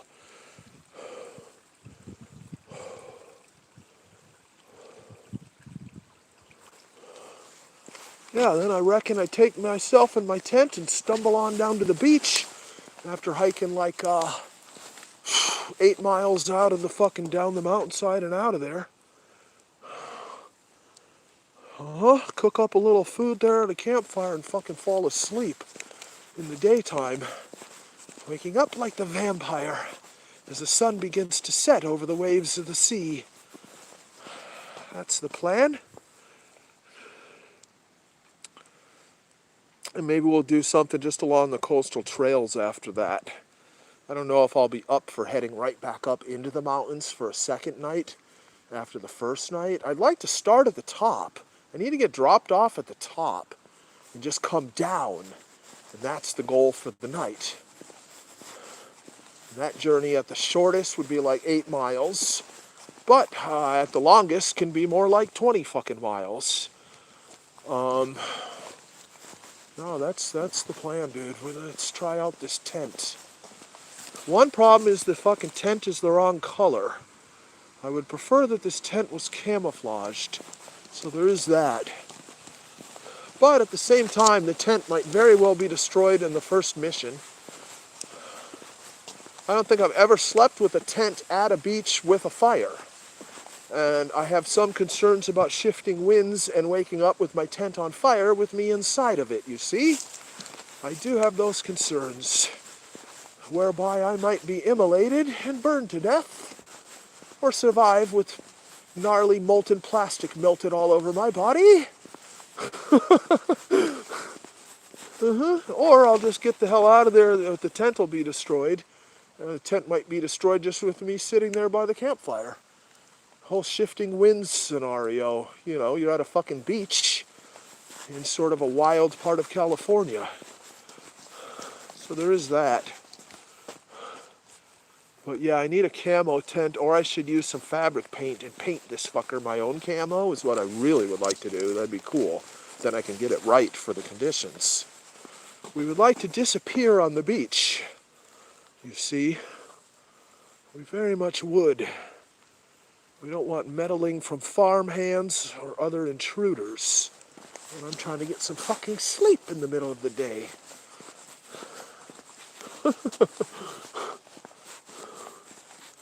Yeah.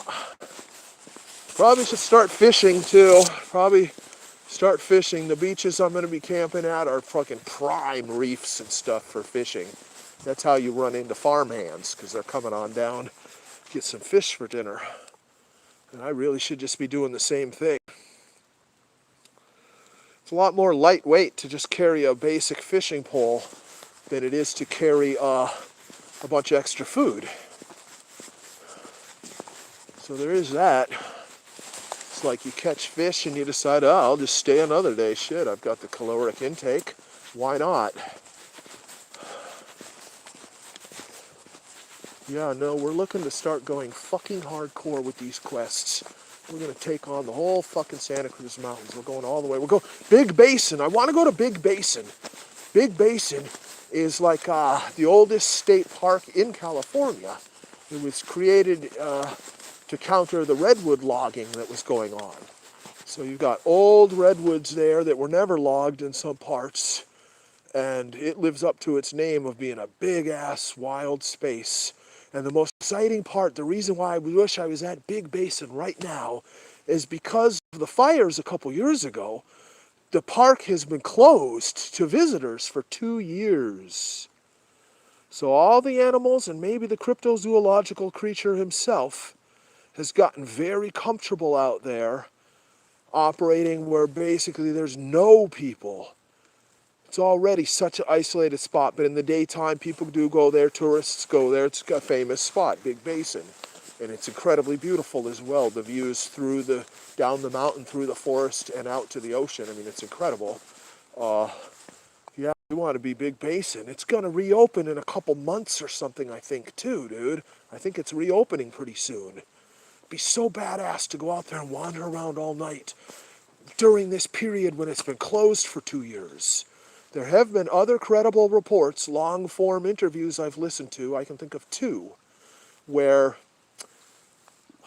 strange creatures were purportedly encountered in areas that had been closed down to essentially all human traffic for some years, whereas before it had been more open to human traffic. It seems to me that going and fucking around in Big Basin all night right now is fucking prime. God only knows what you'll find out there.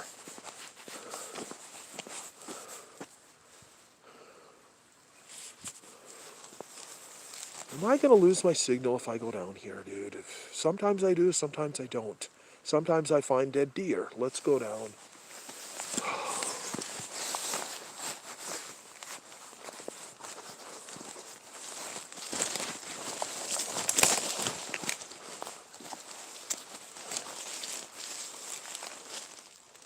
Yeah, we found the bones of a deer right here.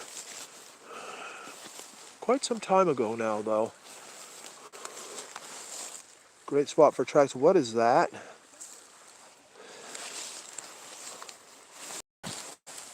That's just deer. Yeah, that's got to just be deer.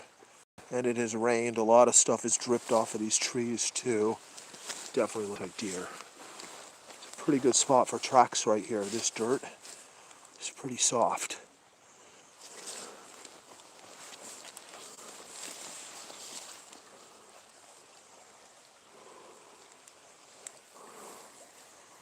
No, I'm just seeing a couple of deer prints.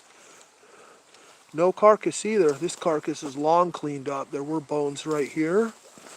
Doubtlessly from the mountain lion.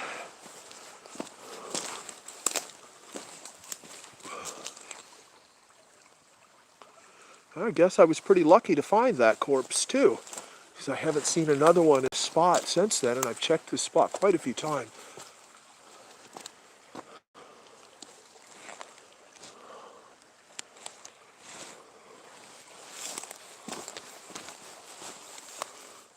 Nope, all completely gone.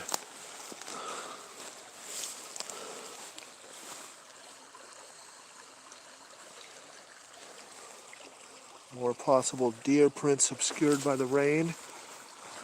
Every night for the past week we've had some rain till tonight. I'm lucky it didn't start raining on me tonight, as a matter of fact.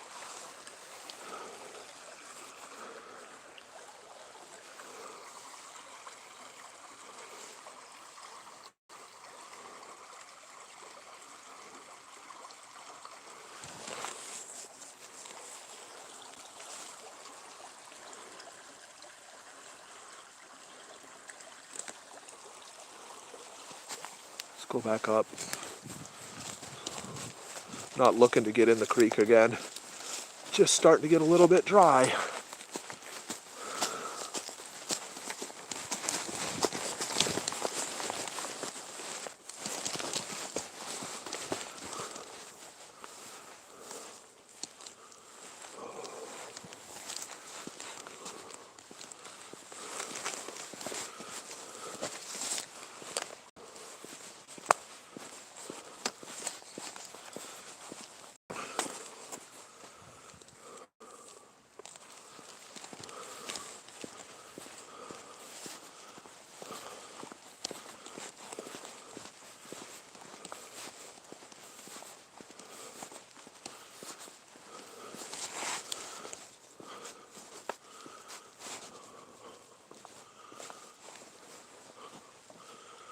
No eye shine. 2 deer, that's it.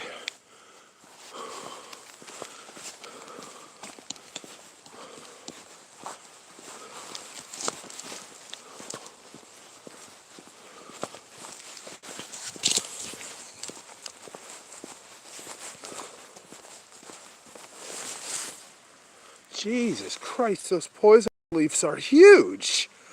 Fuckers are practically the size of a hand, like the size of a child's hand. My God. I mean, fucking poison fucking oak going 12 feet in the fucking air.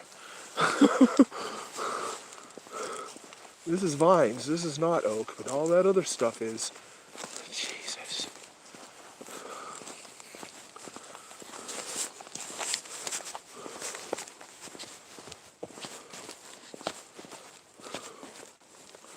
Bastards aren't gonna show themselves. Hey, here's a ball. What's this? Soccer ball?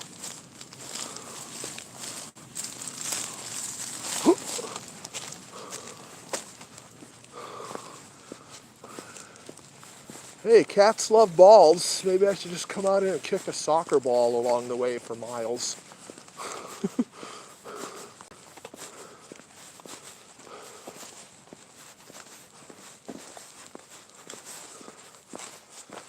Ronaldo!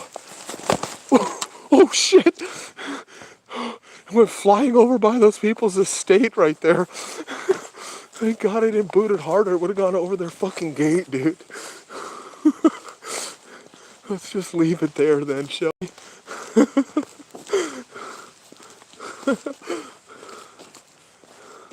It might have come from there in the first place, dude.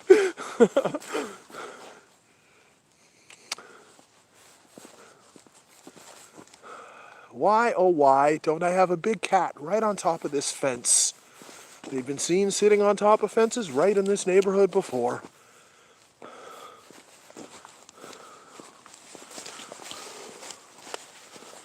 Well, I'm telling you, I gotta walk along playing the sounds of rabbits in distress, of dying rabbits or whatever, you know? That's what we need, dude. We gotta just start calling them in and try to put them in predatory mode. It's kind of a fucking crazy ass thing to do, but I kind of think that's really what's needed coming up shortly. I'm coming back into civilization now, more and more, and we're just not seeing them.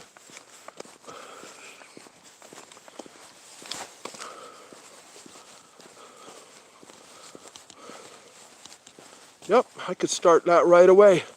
Could just take an old phone and put those WAV files or those MP3s on that phone. And, hey, there you go. That's it. That's right. I need to put TTS on this new phone and get TTS going. I guess that's what we need to do, huh? TTS. And the only thing you can TTS is the sounds of various animals crying out in distress as I'm walking along. That's the ultimate TTS experience right there. Somebody texts to speech and it fucking triggers animals in distress, and then sure enough, finally the fucking lion comes out. Imagine that. That's hardcore trolling of a live streamer right fucking there. Nobody's done that before, have they? We break a fair amount of ground on this channel, don't we? We've done a few things nobody's done before, haven't we? Including screaming, "Free Derek Chauvin," again and again in the face of a black crackhead who's angry and wants to pretend he's going to shoot me in the middle of the night. Hey? Yep, let's start triggering the sounds of distressed baby animals in the night. Let's see how that works out, eh? Maybe then we'll get a mountain lion to jump over a fucking fence and see what the fuck I'm up to.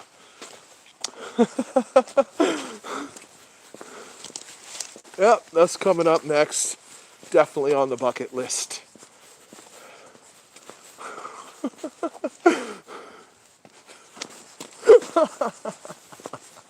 Oh my God. Thinking about that TTS up by that lake, you know, it's like, holy fuck, bro. Oh my God. Oh, I mean, that's a little scary. That's what you have to do. That's what's needed. I might do that on the very next quest even, you know? definitely it's time to get animal distress sounds going.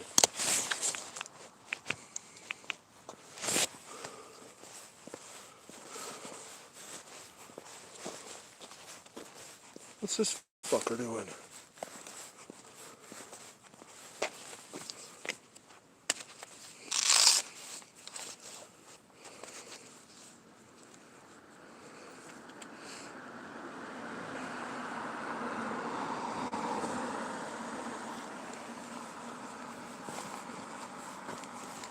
Went over the white line.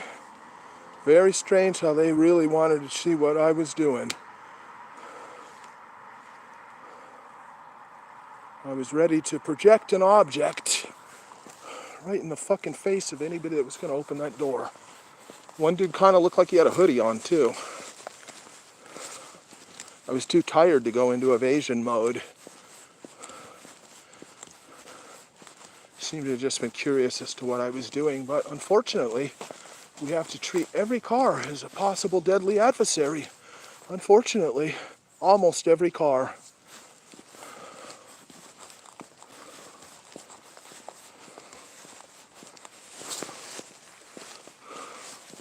If we hear Arabic, we go into full berserker mode. Uh-huh.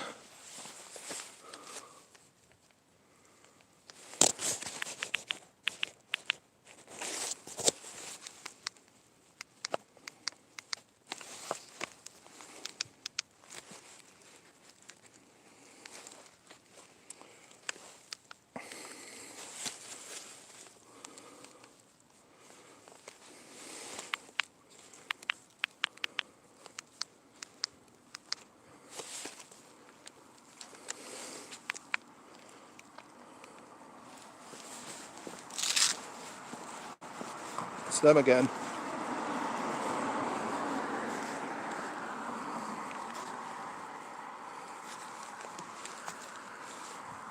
No, it's not an ambush. It already would have gone down if this was an ambush.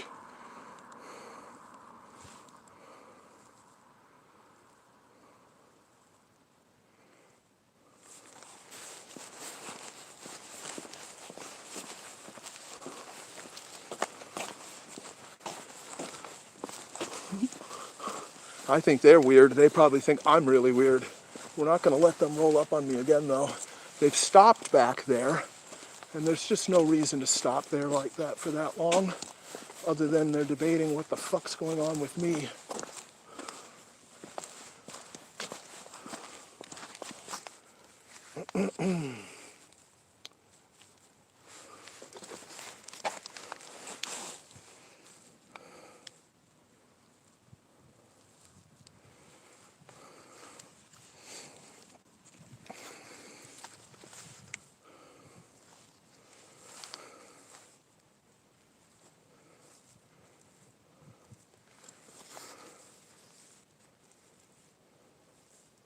They don't seem to be doubling back.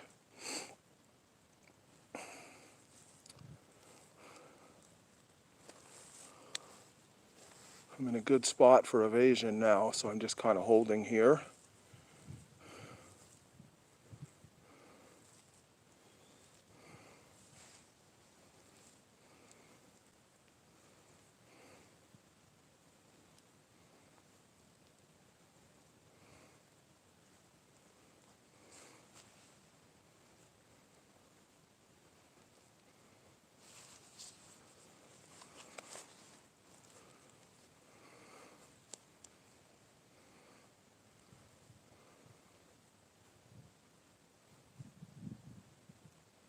Yeah, they don't seem to be coming back. They definitely came and checked me out and were wondering what the fuck was going on, but apparently they're not the enemy. No jihadis tonight. Let's keep moving.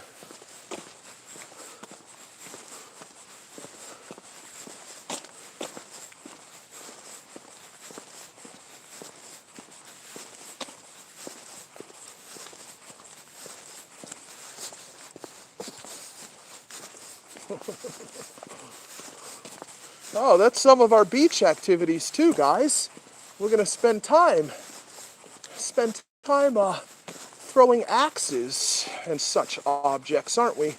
perfect place for throwing knives and axes training at the beach, where I've got endless logs, endless space, and if you miss and screw up, it's just going to go flying into the fucking sand. That's how we're going to spend our time around the campfire, aren't we? Including practicing in the dark. Oh yes. Very difficult to walk around lawfully carrying any sort of a firearm. So I've determined to become very, very proficient at throwing fucking axes, as I generally have one at my side during these types of missions. Don't I? Very much looking forward to a couple of days on the beach with that as my main emphasis. Perfect training ground for activities of that sort. Also the perfect spot to practice with incendiary devices as well. Bear bangers and the like. Oh yes. Perfect training ground for some of those activities. Out there on the beach. Nice remote beach, all alone, where you won't be disturbed.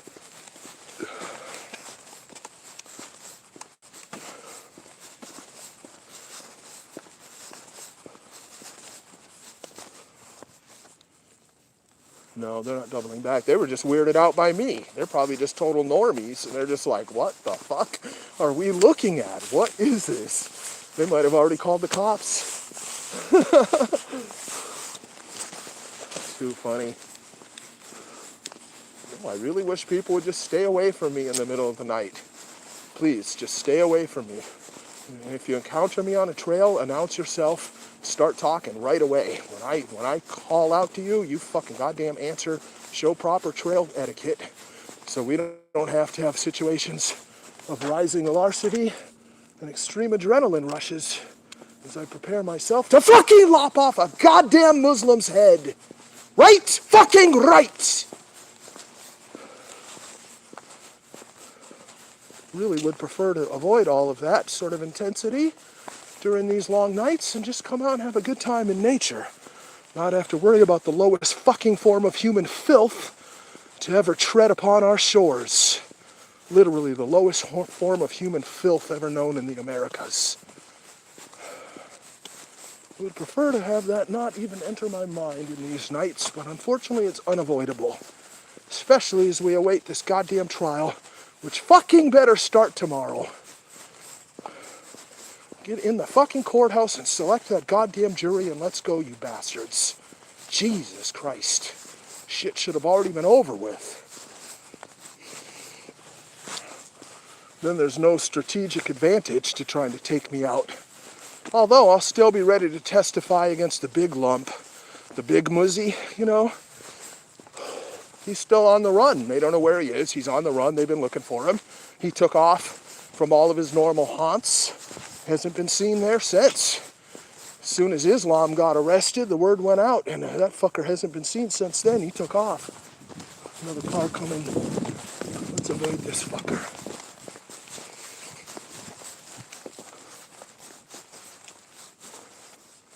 I swear I saw a light.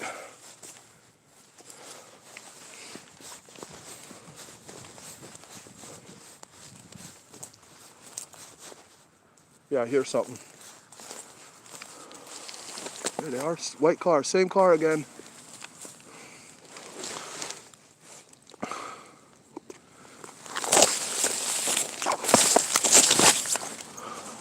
He turned where I turned too. I circled around this bush, avoiding the cunt. See this cunt right here? He's looking for me, dude.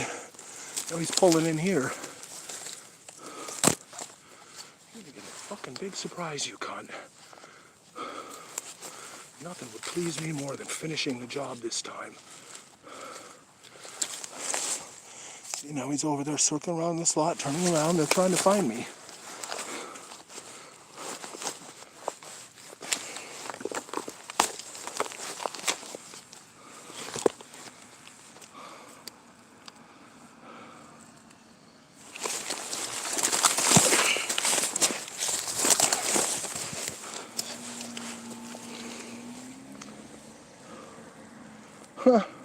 They failed to find me, so they continued down the road where they think I'm most likely to be. But of course I know this neighborhood like the back of my hand. So we're just gonna dodge these fucks over here.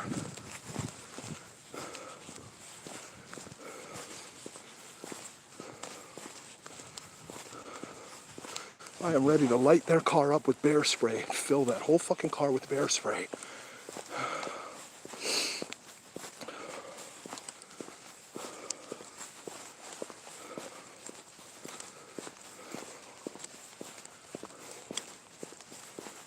Stupid fuckers. I don't even think it's the jihadis. I think it's a couple of stupid fucks that are wondering what I'm doing, have taken it upon themselves to investigate, but they don't know what type of situation they're potentially putting themselves into by doing that.